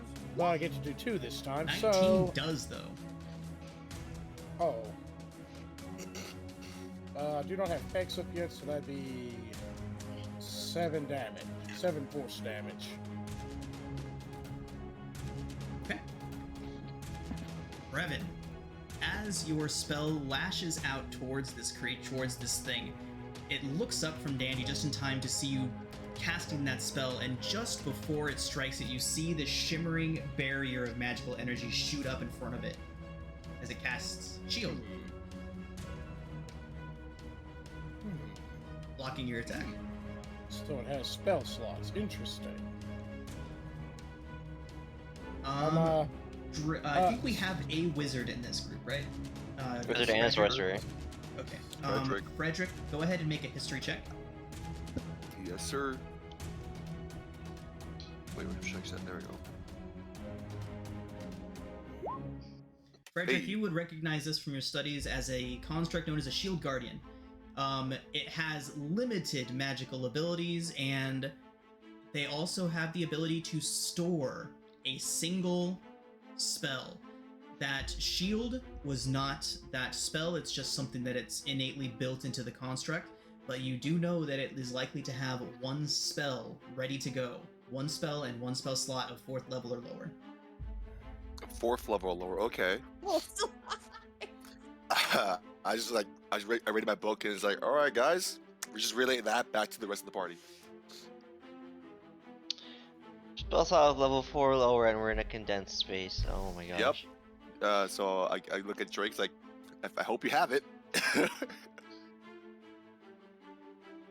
Alright, Brevin, anything else?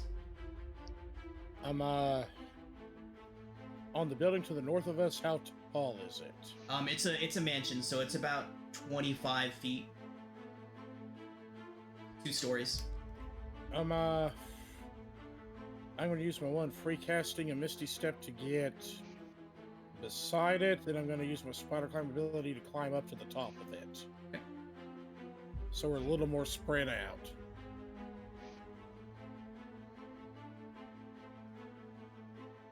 And I believe that's it. Horse. Horace, I'm going to increase my armor. It's a bonus action, and then yep. Where's that other one? Oh. Okay, wrong thing. I'm going to dash up to this other one to pin them in. Okay. It looks down at you and says, Brett.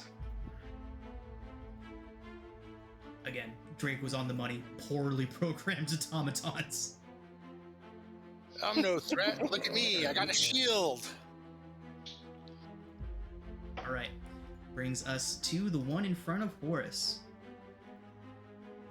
And it just raises up its hand, both of its hands, and brings one down in a downward strike towards Horus. And it is only a 13 to strike Horus, which of course misses our heavily armored dwarven frontliner. And the next one crashes down towards Horus. Horus, it's an 18 to hit. 18 also misses. Awesome. So this thing just begins raining blows down onto Horus, and one just completely just glances off his armor, the other deflected by the shield. And Can I be here instead? that's fine. Still would I have was been the gonna, same. I was gonna say I didn't say anything, but I'm like, It's like a line. No. You guys don't know what spells they have stored either. Those are predetermined. Frederick, I will be right back. Just 2 seconds. 1 second.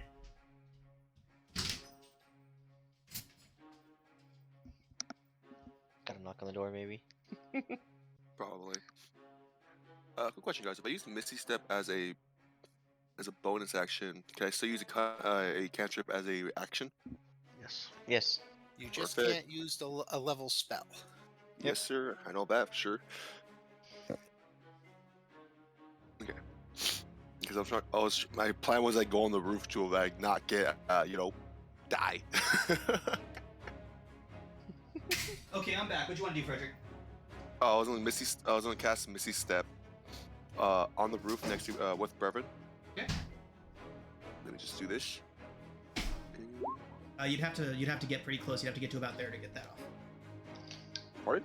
30 feet. It's 25 feet up. Oh, 25 feet up. Gotcha. Oh, Yeah. use my movement to get here. Yep. Then misty step. So that's 5, 10. Yeah, it's 15 my movement. And 25 feet up, right? Yes. 30. Oh, yeah. No, it's the building, not the spell. Yeah, so in that case, I'll get there, and I should have 5 extra feet of movement before I can stop, right? Yes, you have 5 more feet. Yeah, so I'll move a little bit forward, I guess, and just because I'm just gonna cast quickly one fireball at it.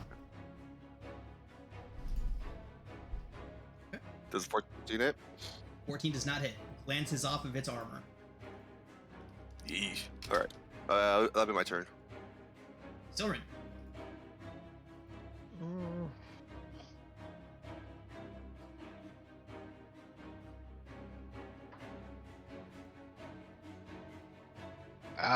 Silrin will start running towards it, using his bonus action to cast Hex on it.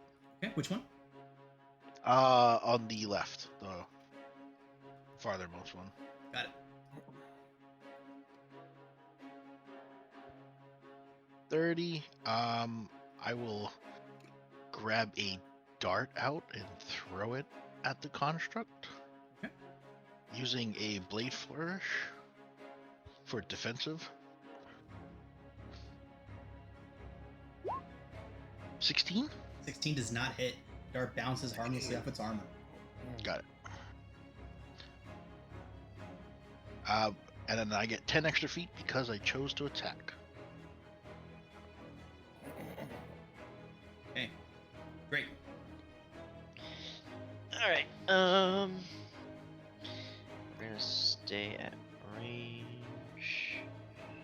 We're gonna move to this spot here, and we're going to. Well, I guess I can't cast that spell now. Okay. We're going to firebolt this one here.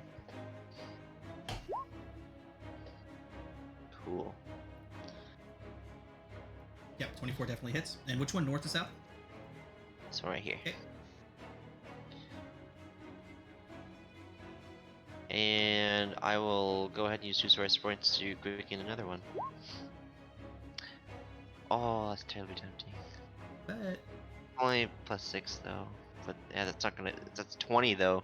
right. Sure. I'll turn it into a crit. Got it. 26 damage on that one. Nice. That'll be my turn. Takes us to the northernmost shield guardian. And you guys see it look down towards Dandy. And it clenches its fists and raises one fist up and just taps itself on the chest. Vanishes. Did it cast a spell? It did. It cast Greater Invis. Do I get a chance to counter it? Do. Nope. I don't know if we have what we need to stop invisibility from being an issue. No. I'm gonna go ahead and counterspell that. Okay. It shimmers out of your field of vision for a brief moment before suddenly coming back. I just shout out. I shout out to it. You cannot hide from me. Was there just a glitch in the Matrix? I just yelled back, what? What's the matrix? What's a matrix? All right, that is its action. Dandy. Hang on a second. Our internet just booted off Hank. Give me 1 second. I'm sorry. Okay, no worries. Imagine like Danny's a 3rd dimensional being, 4th dimensional being or something.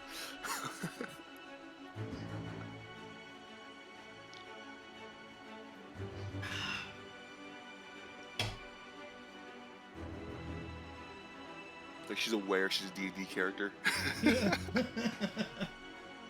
There's a couple cartoons with that as a premise. Right? That's what I was thinking. Like, that's Danny right there. That's the trope. Can you guys hear me? Yes. Okay. Dandy is going to activate her storm aura and hit it with an axe. Okay.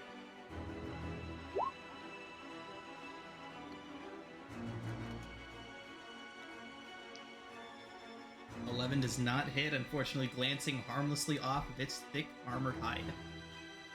So you're gonna swing again and aim for his legs. Oof. Damn. Yeah. That also does Does- not hit. Does the storm aura go off, or does it have to? Oh, hit Storm first? Aura, I believe you just use a bonus action to have it strike.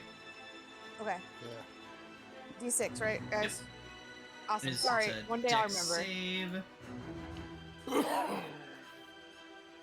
15 on his dex save. Oh my gosh, I can't remember my It'd be spell 8 save plus is. your proficiency plus whatever modifier relevant to that. Let me see real quick. Ugh. Oh, it's Aura. Constitution. Okay, spell. Probably be 14 for you. 14. Sorry, guys. Okay, so it does succeed. Half damage on success, I believe. I knocked 2 off him. Hey, yeah, a little bit helps. Yep. Meaty. All right.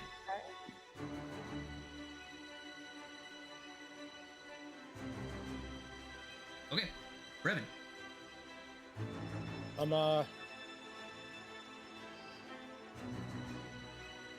And this, the one that in front of Dandy, it's invisible, correct? No, Not anymore. Drake did counterspell it. Oh, okay. Okay, in that case, what I'm going to do is I am going to cast,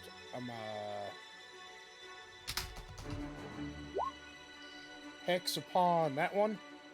Okay, so you and Silver Okay. both have it hexed. Yeah, Silver has the bottom one, I got the top one, and I am going to fire a pair of Eldritch Blast at the northernmost one. That's going to miss. Does a 17 hit? 17 does not. Oh, I'm sorry, I 17. will 17 does hit. The first one missed, but the second one would, so... Let me take a look. So 17 does hit, and which one were you shooting at? The top one right in front of Dandy. It does use its reaction to shield. Okay. As long as I keep burning those out, we should be good.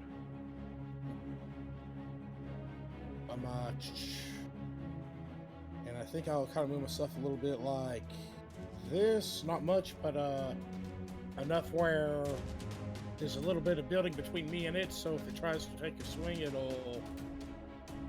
I'm pretty sure it's probably programmed not to destroy the building. Right, and it's not tall enough to reach you either. Yeah. Dandy has no idea where Brevin and Frederick are. They're gone.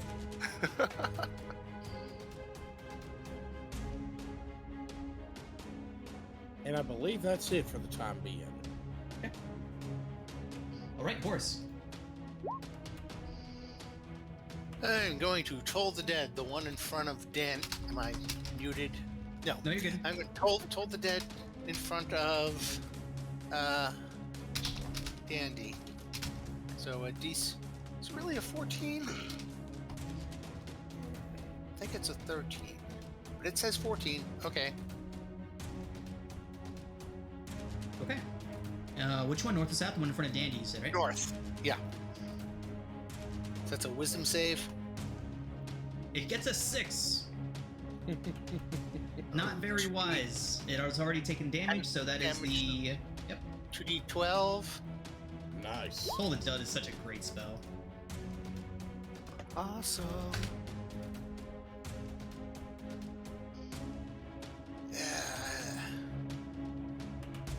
That's fine. Just roll the 1. Anything else, Horus?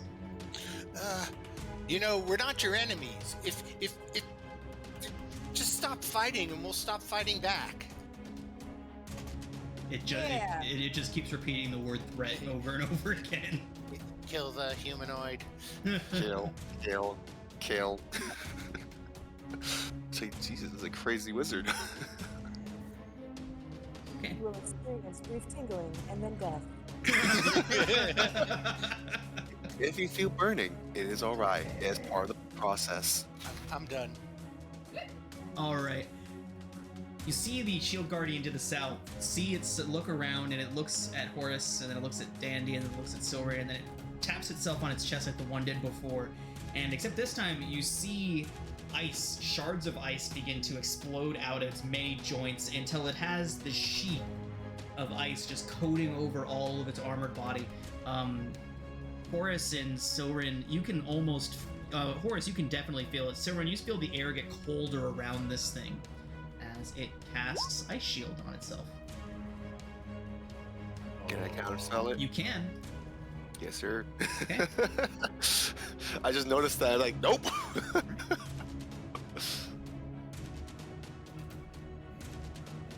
Okay. I did forget for the first time, so we'll go ahead and let it slide this time too, but whenever it's a 4th level or higher, there does need to be a intelligence you're right. check against the spell. But as these are Okay. constructs, I'll go ahead and let it slide for this time, since they're not I'll actual roll you. spellcasters you guys are fighting against. Okay. So yeah, that is its turn. Your turn, Frederick. All right. So I'm just gonna move a bit closer, right about here. I think we'll be able to see both of them here. Yeah. I'm gonna cast Witch Bolt on that one right here. Okay. Let's see.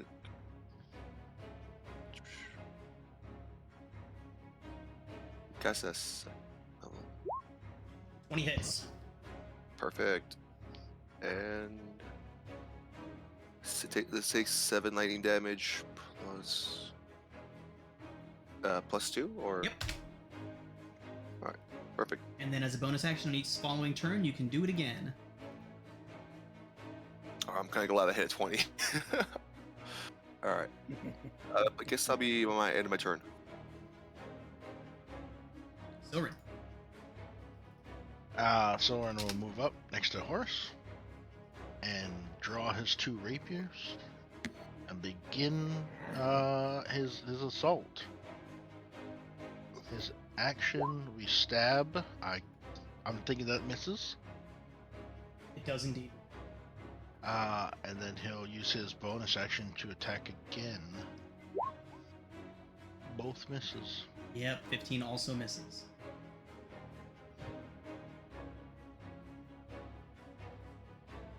That's it. Right, Drake. Alright, probably just gonna throw out some more fire bolts here. Unless we can I get an angle on them? Not yet. But now that I know. Yeah, so we're just gonna firebolt to this one here again. Great rules. Nice. Oh, nice. 26 certainly hits. For another 15 on him. And just cause I feel like it, we're gonna quicken it once again. Another firebolt. Oh, darn. No, Yep. not quite. 5, 10, 15, 20,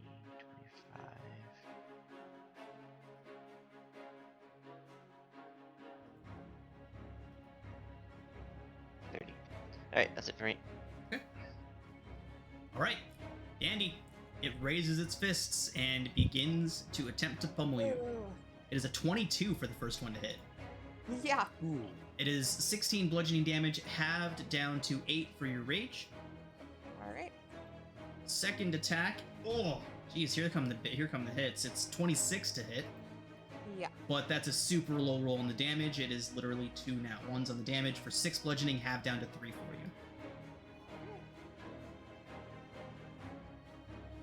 Your turn, Dandy. I'm gonna say something unkind about his mother, and since I cannot find my pinata or my vampire, I'm pissy, and I'm gonna hit it with my battle axe. Initiate my storm aura, please.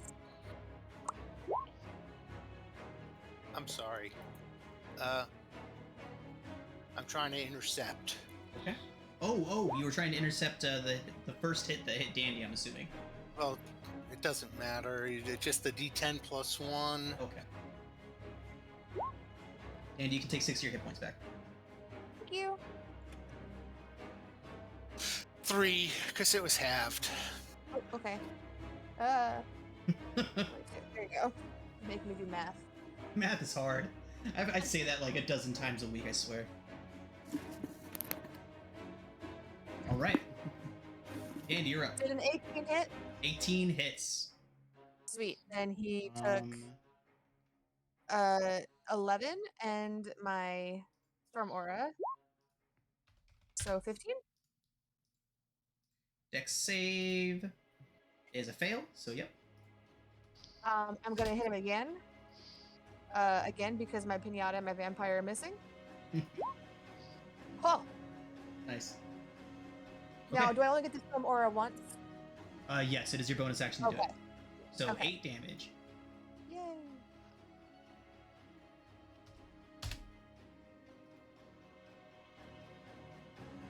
Right. Brevin, you're up.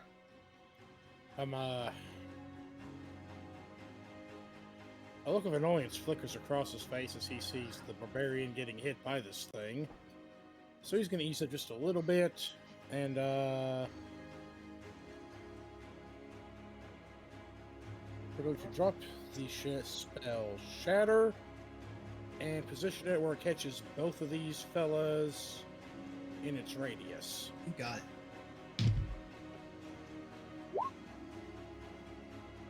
Ooh, not bad. It's good damage, yeah, for sure.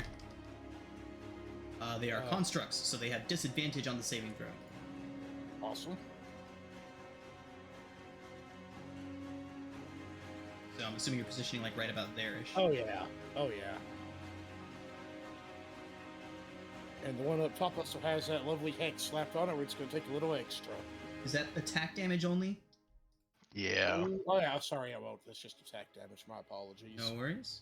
I just pulled up, I was like, oh, never mind. All right, so here come the saves. DC and damage, please. Oh, I can see it right now. 16 and 29. Nice.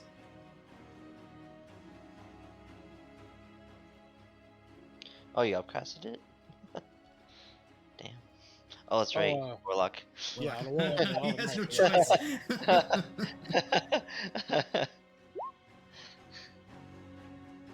One success, one failure at disadvantage.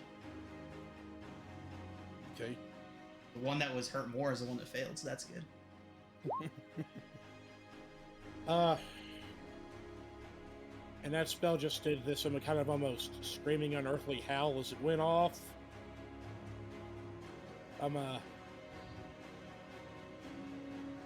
So, I think that's all I got for the moment. Okay. Horus. Horace. Yeah. It's a Pokemon. I can't see. Pull the dead. North So- again? Yes. 14. It does fail. Nice.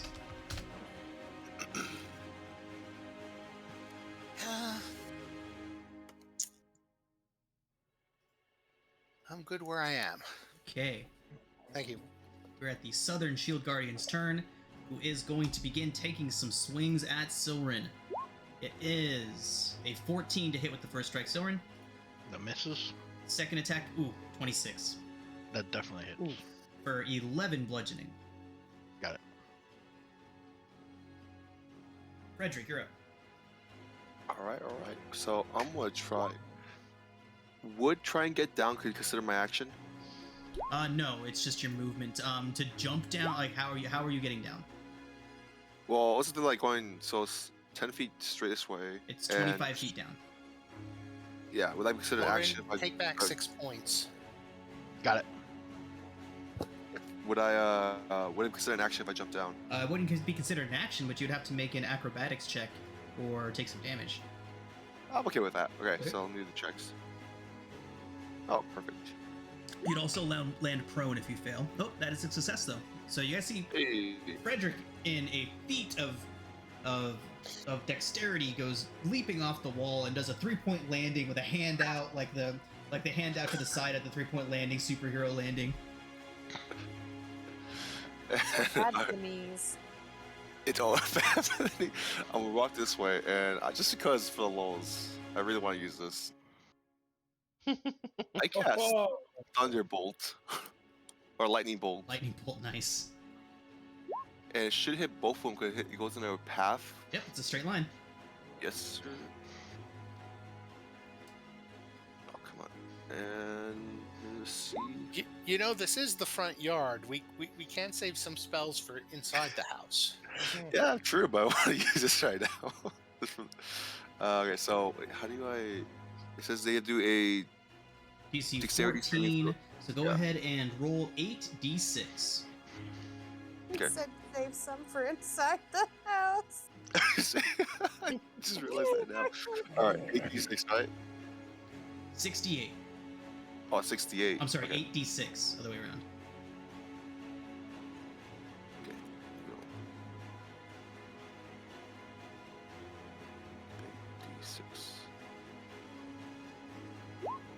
Okay. Oh, what the hell? Both fail. All right. And you guys watch as the one that is in front of Dandy and Horace just starts twitching and convulsing, steam popping out of its things, a couple rivets burst, and then it just drops into a heap on the ground. Taking the helmet.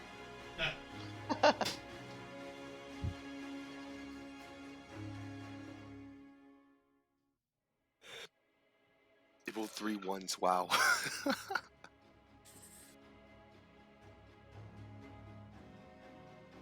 Yeah, because I just Okay. picture this basically just leap down and just like you just see my eyes kind of glow a bit, and then you just see the sparks of lightning out of my fans and just shoot both of them forward. You see like a massive, thick bolt of lightning just strike straight through them.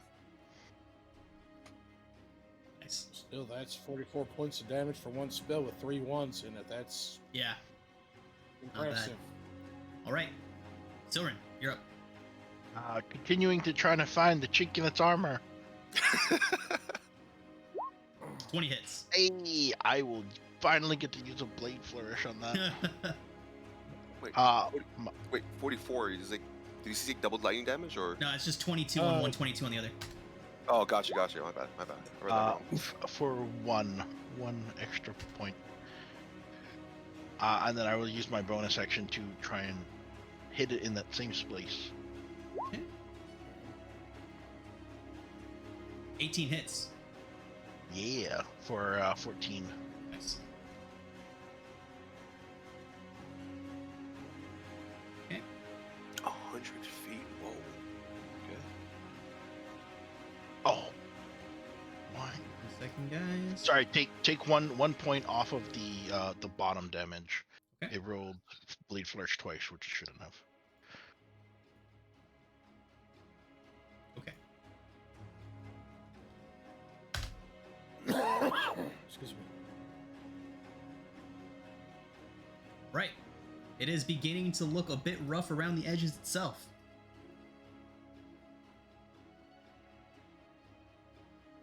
Anything else from Silrin? No, that's his whole turn. All right, Drake, you're up. More firebolt that time. Just keep smacking with fire. Right. Just- Always a solid strategy. 14 does not hit though. Yeah, the idea is I'm just like, boom, boom, boom. Yeah, Right. that's it for me. I'm done. Okay. That shield guardian is dead. Dandy.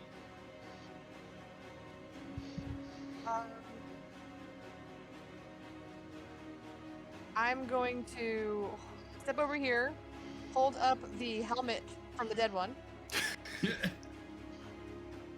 make sure its friend sees it, and then swing my axe at it. Storm Aura, please. Okay.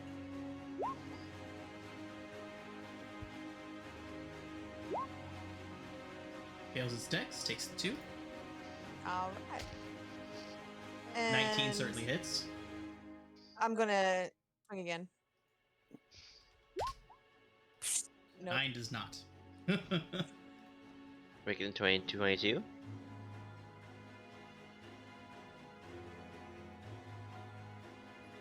I'm just gonna huck the helmet at his face and be done. It clings off. It just looks towards you. All right, Brevin. I moved the hex from the first one to the second one, Okay, it is now double hexed. and I'm going to fire Eldritch Blast at it twice, 22 hits. and we'll go for another shot. Oh, Yeah, those both hit. Uh, With that crit. yeah, I'll go ahead and take the crit. Okay. 12 off the first hit, and then 9, 12, 20 off the second hit.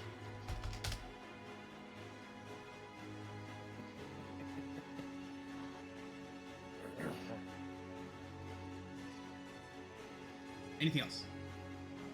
I think I'm going to stay where I'm at and keep playing sniper. All right, Horace, you're up.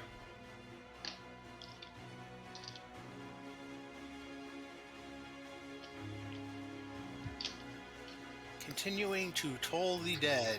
All right. So, where is that?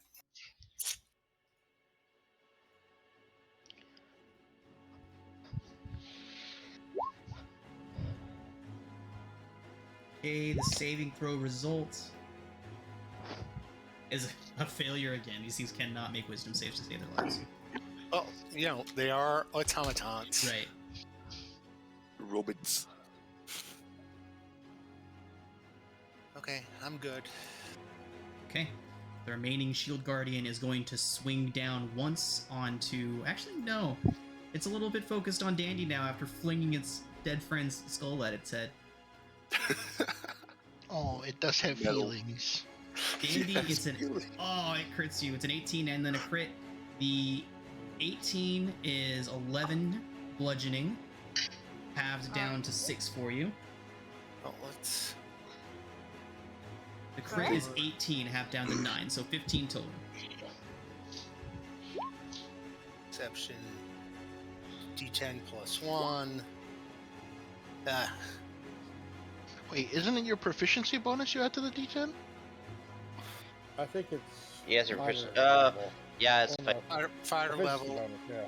Oh, And cool. I only have the 1. It says a D10 plus your proficiency. Actually, you no, it does have proficiency bonus. So yeah, it would be Oh, Yeah, So you got nice. 3. But then, it plus 3 now. doing off that damage. Yeah. Cool. Thanks, guys.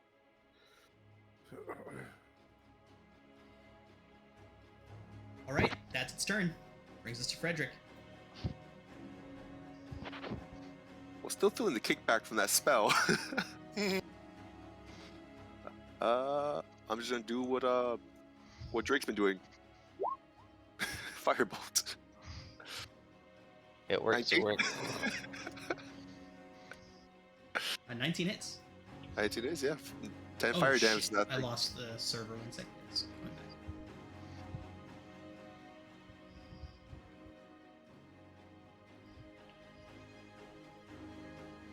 I like to think that Flitch is currently flying over this, is just spectating this whole fight.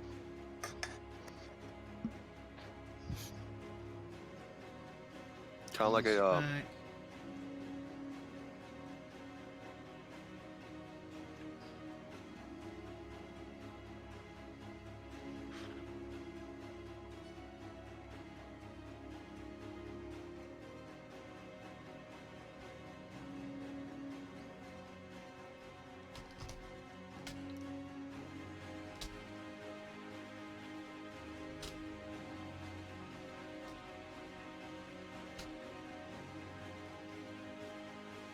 Okay, and Rebecca misses. All right, Frederick, you firebolted 19 hits for 10. All right, Frederick, how does it go down? well, it's like a tint of blue. The flame kind of heats up to a tint of blue, and it just blasts straight at it, like just leaving a nice, good indent on the chest. Okay. So, as that one crumples down into nothingness, you hear a door slam from out of sight, and then you hear some footsteps running, and then you hear, "Assassins!" And then a man turns the corner wearing very lavish mage robes, carrying his staff, as well as a few other magical baubles jingling and jangling off of his person as he runs outside. And he runs around the corner and he shouts, "Assassins!" And he turns and he sees you all. He's like, "I knew you'd be back to finish the job. I'm prepared for you this time." We are not assassins. Which corner? Which corner is he coming from? He's back here. Oh, okay, but he's right behind me. He's watched to destroy his guardians. Okay. I would see any of that. I barely hear him. Drake and Brevin, you would see magical energy forming up in one hand, drawing away from his staff. He's like, "I knew you'd be back to finish the job. I'm ready for you this time." We don't even want to be here. We only are here because they were throwing a halfling around like a football. What's a football? What's a football? What's a football? It's this ball that the Orcish tribes of the Great North make. They cut off feet and then they just squish it down into a ball shape and throw it back and forth. That sounds awesome. Insight check. Insight. 13, is he lying? I can't believe I married you. Hey, wait a minute. If we're doing checks, I need to do something then.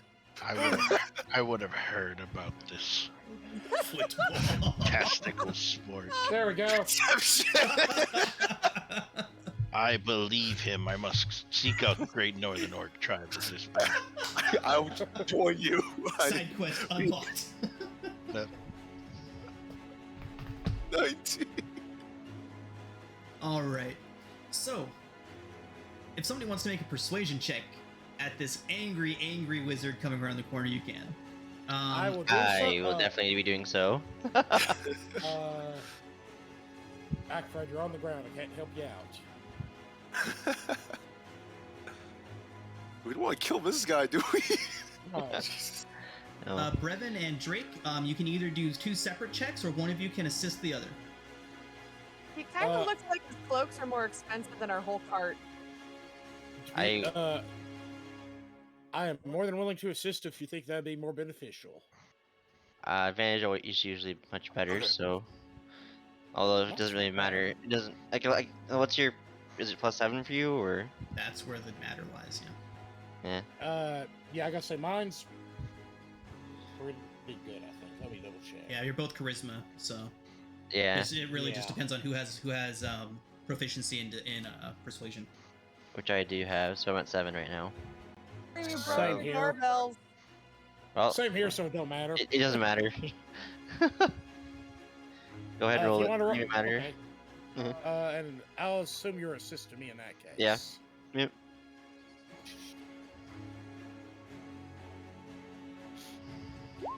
Nice. Nice. So you see him, and he's looking around at all of you, and he looks towards his constructs down there, and looks back towards you, his brow furrowed, and then he slowly closes his hand back up, and the magical energy that was crackling inside of it begins to dissipate. I yell down. We were coming to talk with you about possible magical items you'd acquired, or your knowledge of the arcane in this area. And when we showed up, we saw these 2 automatons throwing a halfling around. So Mhm. naturally, we assume. Are you sure you naturally didn't we see them accosting an intruder? And he walks up and kind of just absently walks past you, Soren, and begins kicking at his construct. Well, Try it to looked do a like it number was on it. It looked like it was a door-to-door salesperson. It should buff out. We found him like this. And we tried to tell them that we weren't here for a fight, and, well, their programming kind of insisted.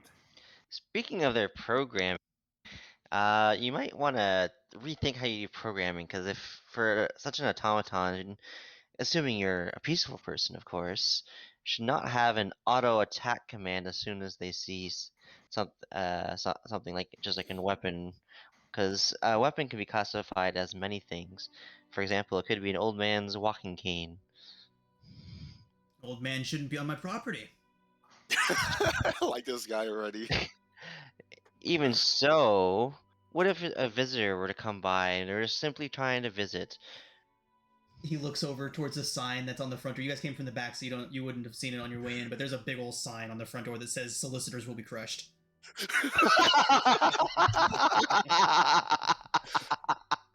You know what? I like him. I hate him. Oh my gosh, that's That's hilarious. just rude. He gave all the Soren warnings. Soren stabs the construct and just leans on his rapier like it's a stick. So, wait, are we allowed to freely move right now or no? Yeah, you guys are out of initiative. You're good.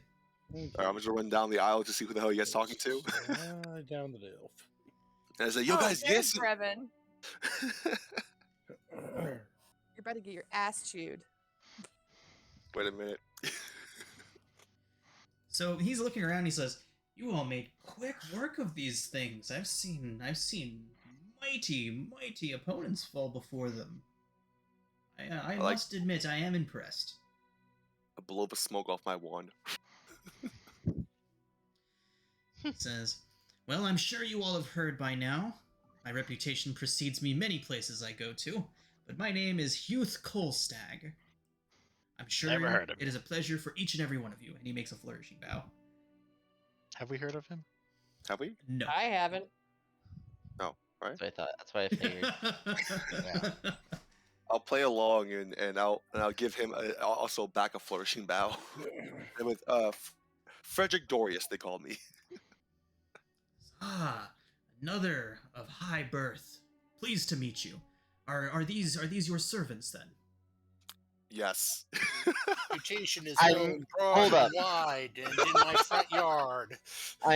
I'm sorry. The moment that Frederick says yes, Frederick will feel a stinging pain in his gut. Ah! Gosh, As I I sucker haven't punch been him. paid anything by you yet. they work for charity, as you can see. He says, "You should really get a better hand on your help, sir." I'll try. I'll try to take your advice while I'm holding my gut. Just like doubled over. I'll then turn to him and be like, "The name's Drake, and well, it doesn't matter where I'm from, right now." He nods and says, "The mysterious type. I can relate. I myself am a man of many mysteries." At this point, you would hear the thundering of hooves coming up the road as Dorotha and 8 members of the 12 come thundering up the path with and they pull up short and they're looking around and they look down and they're like, "Gods damn you, Callstag! Must you constantly cause trouble?" And he turns and bows to Dorotha and says, "Oh, I was merely greeting our new friends, our new guests. There's no reason for alarm, Madam Constable." And she glares at him. She's like, "Kolstag, you know I am the Lord Protector of Tribor. Stop calling me a constable." He turns back towards you guys and he says, "Just I'll go ahead and smooth this over. There's no alarm." And he turns back towards Dorotha and he says, "I know I must speak slowly at times, madam." Wow. You just see her going beet red. She is getting pissed. Okay, okay. I'm just gonna walk over and just be like, for a charming man as yourself, perhaps they're below your reasoning. Maybe you should let us talk to them. What I the have servant not said. heard more sensible speak in many a 10 day. Thank you. You are most right. You handle this. I'll explain the situation to her. So Look at our new friend and just ask, Wow. like, what do you want played at your funeral? Like, I will be happy to reform. he turns towards you. He's like, "Something stately." Clearly, something. He does not Definitive of your get rank. the veiled threat at all. Yeah. Well, I meant like looking at the Dandy suggests what's her Afro name? Circus. I want to call her Constable now too, because she is kind of irritating. Same here. Oh, A no. little bit. I am vibing with this character. I'm very conflicted because on one hand he's very rude, but at the same time he's also rude to the right people. He's like sassy rude. I like it. He's like Fabian Cortez from Marvel Comics. Nice. Right? So I'm just gonna tell her that we saw the That's constructs. terrible. we saw the constructs playing with the halfling, using it like using them like a rag doll. We intervened to make sure that the person wasn't accidentally killed, but we also have a secondary reason for being here because we have reason to believe that something that we're searching for might be here. Doratha nods. She says, I was wondering why Suki went running through the town screaming. And then the explosions, and I figured, And she looks towards Kolstag, and she says, Kolstag, you know full well the only reason you're allowed to stay in Tribor is because of your extremely generous donations to the town's projects. Please do not make this not worth it anymore, Kolstag. And he turns and bows and makes a big old flourish. He's like, oh, of course, madam, I do apologize, Lady Lord Protector. And he says that with like all the smugness in the world. He is sassy as fuck. I like him. Andy gonna ring his bell in a minute. Lady Lord Protector, such a mouthful. Why can't it just be Right? constable? Right. Quick, easy, snappy, you know? See, the fun thing about characters like this is that they're actually extremely easy to manipulate as long as you appeal to their, higher Ego. sense of like, nobility and stuff. Let's call it ego, man. Don't. At this point, I just walk up to him and just work off of what Drake said. It's just like, come, my friend. We should go indoors and then remove ourselves from this predicament. It's unnecessary effort being used. He nods and says, yes, if the Lady Constable does believe you all to be well about, of the many things that she is, astute is certainly one of them. So, yes, please, come in. I must ask, did they cast their spells? As he points towards the heaps of rubble on the ground. I just look at Drake. No. I'll be like, they tried to. They really did, but I think there was a malfunction in the system, I can't. Yeah, I'm sorry. That is unfortunate. I'll have to try harder next time. Yeah, indeed. So, but if you're gonna try harder, at least maybe change the system so the programs seem better, Seem to be working perfectly fine to me.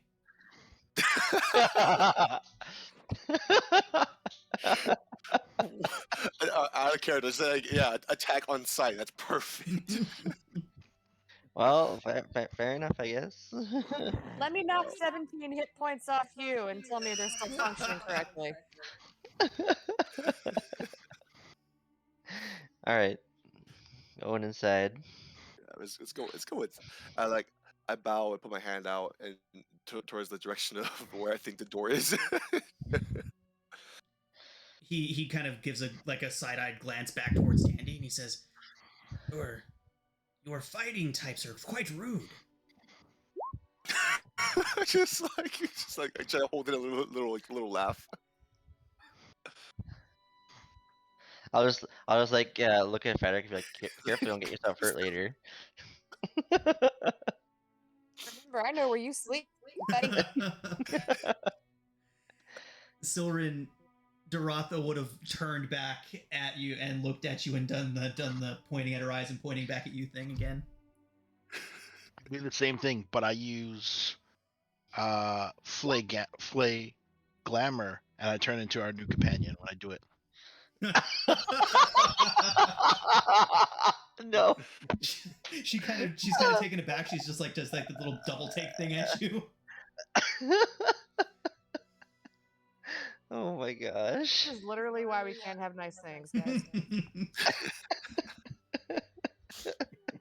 I was gonna try and emulate him as he's walking ahead of me, trying to really sell the act.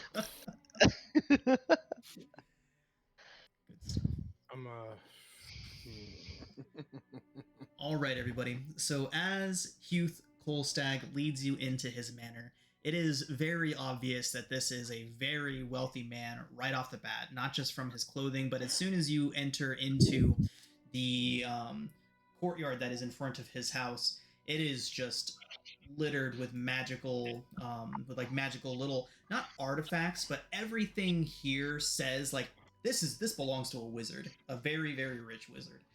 And as he leads Yeah, you all in, and he would gesture towards an extravagantly decorated sitting room off to the side of one of the main hallway.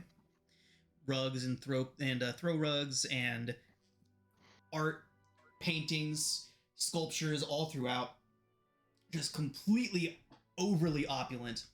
You can tell a lot of them are mismatched. There's ancient relics of all kinds of different places sitting around. And as Huth Kolstag leads you in and sits down and gestures for all of you to sit down in these oversized, overstuffed chairs, he sits down and says, "So, why have you all decided to attempt to break into my home?" Our desire was not to break into. What we So, were you think I intending didn't to see you do attempting was- the trap door over at the Frozen Frog? That was I you? did not know the trap door led over to here. Oh yes, oh yes. It is one of my many secret escape rooms. Fucking Horace is right. Your secret escape room.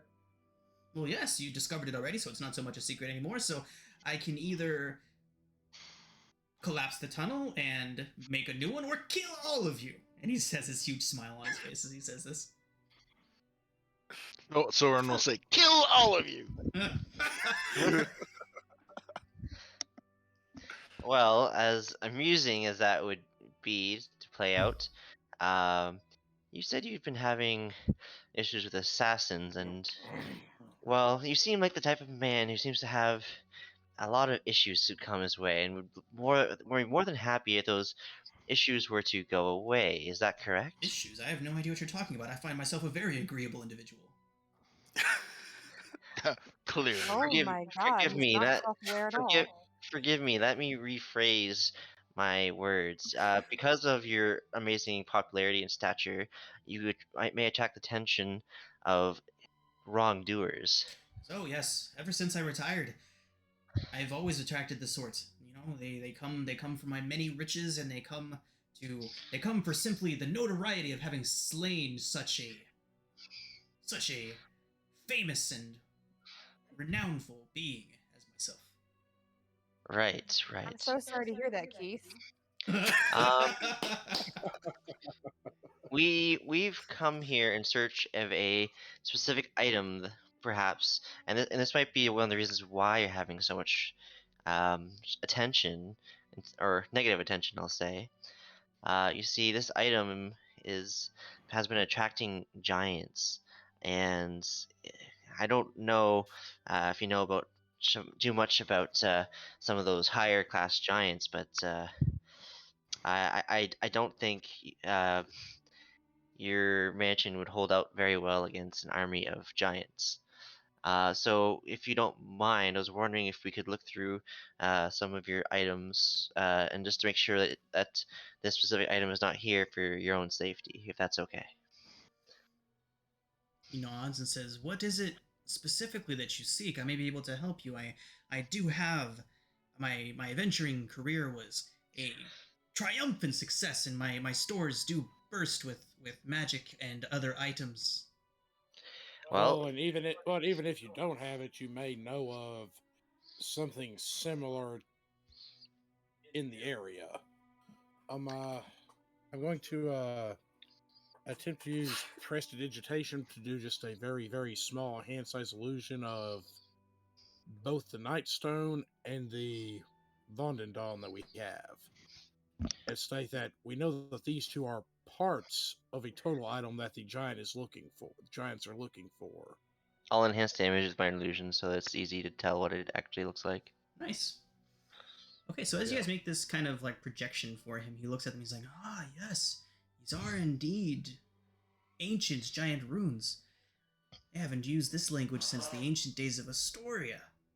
And he's nodding. He says, "Yes, yes, here." And he gets up and goes over to a bookshelf, and he climbs this ladder that's like 12 feet up as he's climbing up this bookshelf, and he's looking through this huge assortment of books on the wall, and he pulls one out. And as he pulls it out, It is like almost half his size as he pulls it off the wall, and he's like, oh! He almost falls off the ladder as he's making his way down, and he brings it over to a coffee table and slams it down. The book is almost the size of the coffee table itself. And he says, this may have some information about what you're looking for. And then he begins to flip through pages, and he shows what essentially looks like a massive cannon of some kind. That is the closest analogy that we could make to it. He says, I believe this is likely to be an inaccurate depiction, but I believe this is one of the only drawings of the Vonendad to have ever been made. He goes on to tell you all about the history of the weapon. Drake, you know most of this already, about how the dragons fought this epic war, and any attempts to stop his diatribe are completely ignored. He just goes over he just info dumps. And basically he said that the weapon was destroyed and scattered all throughout Faerun. Says, so you believe that there is a fragment of the device here in Tribor? Could be. Within a 10-mile radius. As it says, I knew something drew me here, like a magical moth to a magical flame of magic. Do you happen to know the whereabouts of where this could possibly be if it's not in your possession? He shakes his hand. He's like, no. But a fragment of such a device would need to be enormous, huge. For sure. Mm-hmm. Do you have, since you're such a renowned wizard, do you have anything that could help us locate said object? Without having actually seen the piece that you're looking for, I'm afraid not. We could simply search for adamantite, but with all the smiths around, we'd get multiple hits. But something this big, I've been here in Tribor for several years now. Something this big, I would have seen it, I would have noticed it. It would not have been able to evade my keen eye. Possibly it wouldn't be as big as you think. It possibly could be smaller. I mean, this is made by giants, it's probably big. Right. Well, again, it's just different pieces, so just never know. Well, if Brevin is going to make a quick check right fast, just because of how much this guy's talking. Mm-hmm. Because he says that there's no way he could avoid his view. So he's just making sure that it is not sitting right in front of this wizard. I mean, just in case you guys hadn't noticed already, this guy thinks a little bit too highly of himself. Yeah. He Precisely. is absolutely overinflating his perceptive abilities. It's entirely possible it could be somewhere in town, but he hasn't noticed. But that being said, he would ask, he says, so, the Nightstone, I've heard of it. I've seen pictures of Nightstone. I know people that have been there. It's just been up above the ground, sitting there in the center of town like some sort of sculpture. Where did you find any other pieces? Where have you seen them at? Should we tell him or no? We found it in an ancient cave. Cave. Says, Guarded by the spirits of Elven ancient elves. Ancient elves. So, well, if it is in Tribor, ancient, could it be beneath the earth of the town somewhere? That's certainly a Potentially. possibility. Well, here's an idea. You said you're capable of potentially looking for adamantine. If you were to phase out everything on the surface and in the town, and we're simply look for everything around that, maybe if you get another ping there, that would be a good place to search.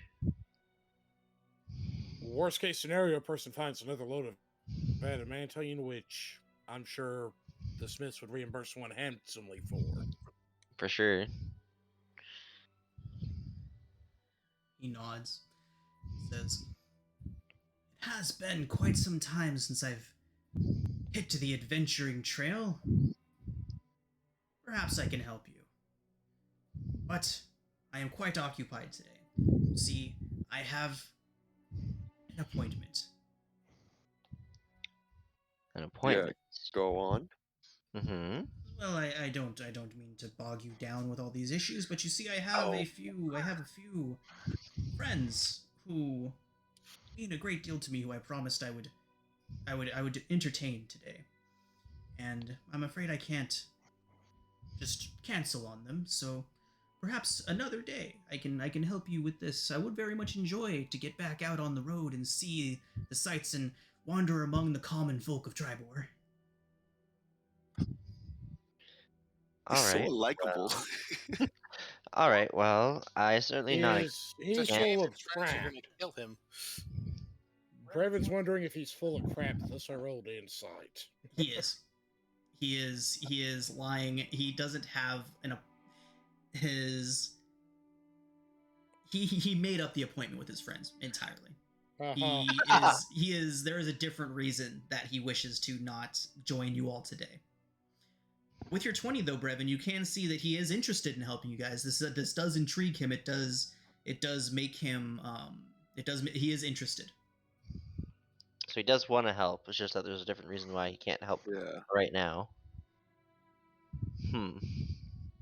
Well,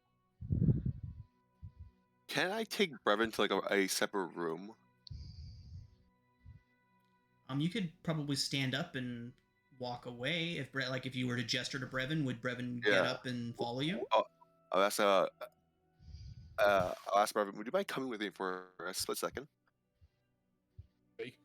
And I turn back to the wizard and is like, just for a small moment, we will return in suit.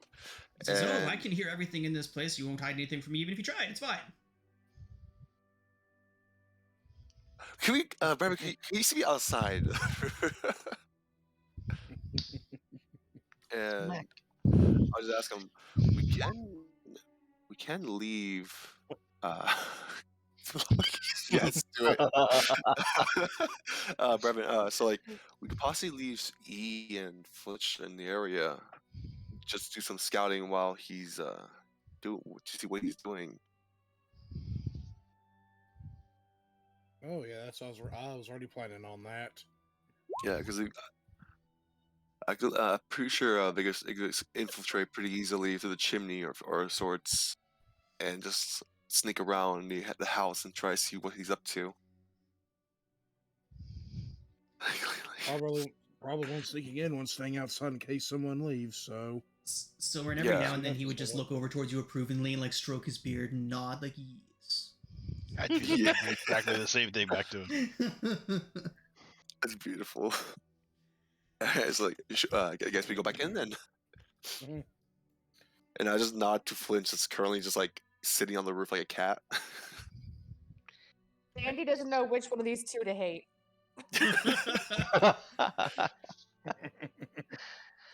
I just tell the wizard like, my deepest apologies for that rude exit. I just need to tell him, ask my servant here a certain question.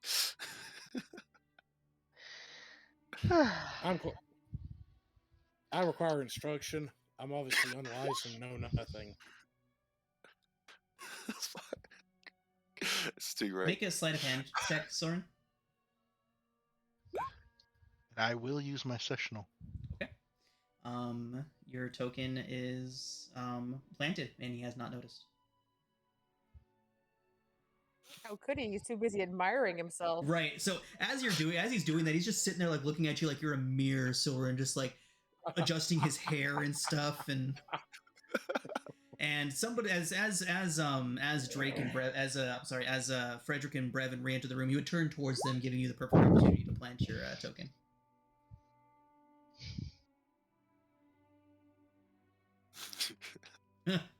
Is the prank bouncing him off the floor? Maybe. So, I just turned to Brevin. Like, I wonder what they're talking about. at this point, Kolstag would look around and then look up towards one of the timepieces he has, and he says, "Oh my, As entertaining as this has all been, and as much as I have loved interacting with you and the common folk of this town, and all of you of the lowborn, I must ask you to depart. The time for my appointment is approaching quickly. I must prepare for my guests. I do appreciate your coming, though, and I do appreciate your wish to involve me in all of this. Is there a particular day that you would prefer for us to reach back out to you? Oh, well, tomorrow afternoon will be fine. Very well, then. It has been a pleasure, Sir Colstag. And I suppose we will see you then. Absolutely. Thank you all very much. Yes, yes. Good day, peasants. Go away. He's looking towards you and he's just like admiring your physique. Like, I don't leave with them. I just stand there. he would eventually say, as much as I would enjoy continuing to admire myself, I must ask that you depart as Okay. well. As I'm heading out, is there anything like rich looking that I can steal? Oh, all over the place. All over the place. I'll just like His nick painting. like a silver fork or something. So what you're saying? So what you're saying is we should attempt a heist of our own. Okay. Okay. Can I You know just do like? Do they have umbrellas now? I don't know. What are they? A parasol? Is that what they Yeah, I call think it? parasols. I've Call seen parasol, parasols. Yeah. Yeah, I'm gonna nick a parasol as I head out. Oh, Nice. Oh. So as you're wandering, You know as you guys exit the building and begin making your way down the path, you see Silverin just pull out this elaborately, just this wonderfully painted parasol. You have no idea where he produced it from. Can I say like, before I leave the building, I just look at the biggest painting he has, and just a heads up, that's a fake. You see like dread and concern cross his face, and he immediately rushes up to it and starts inspecting it as you're leaving. I was like, I own the real one as I close the door.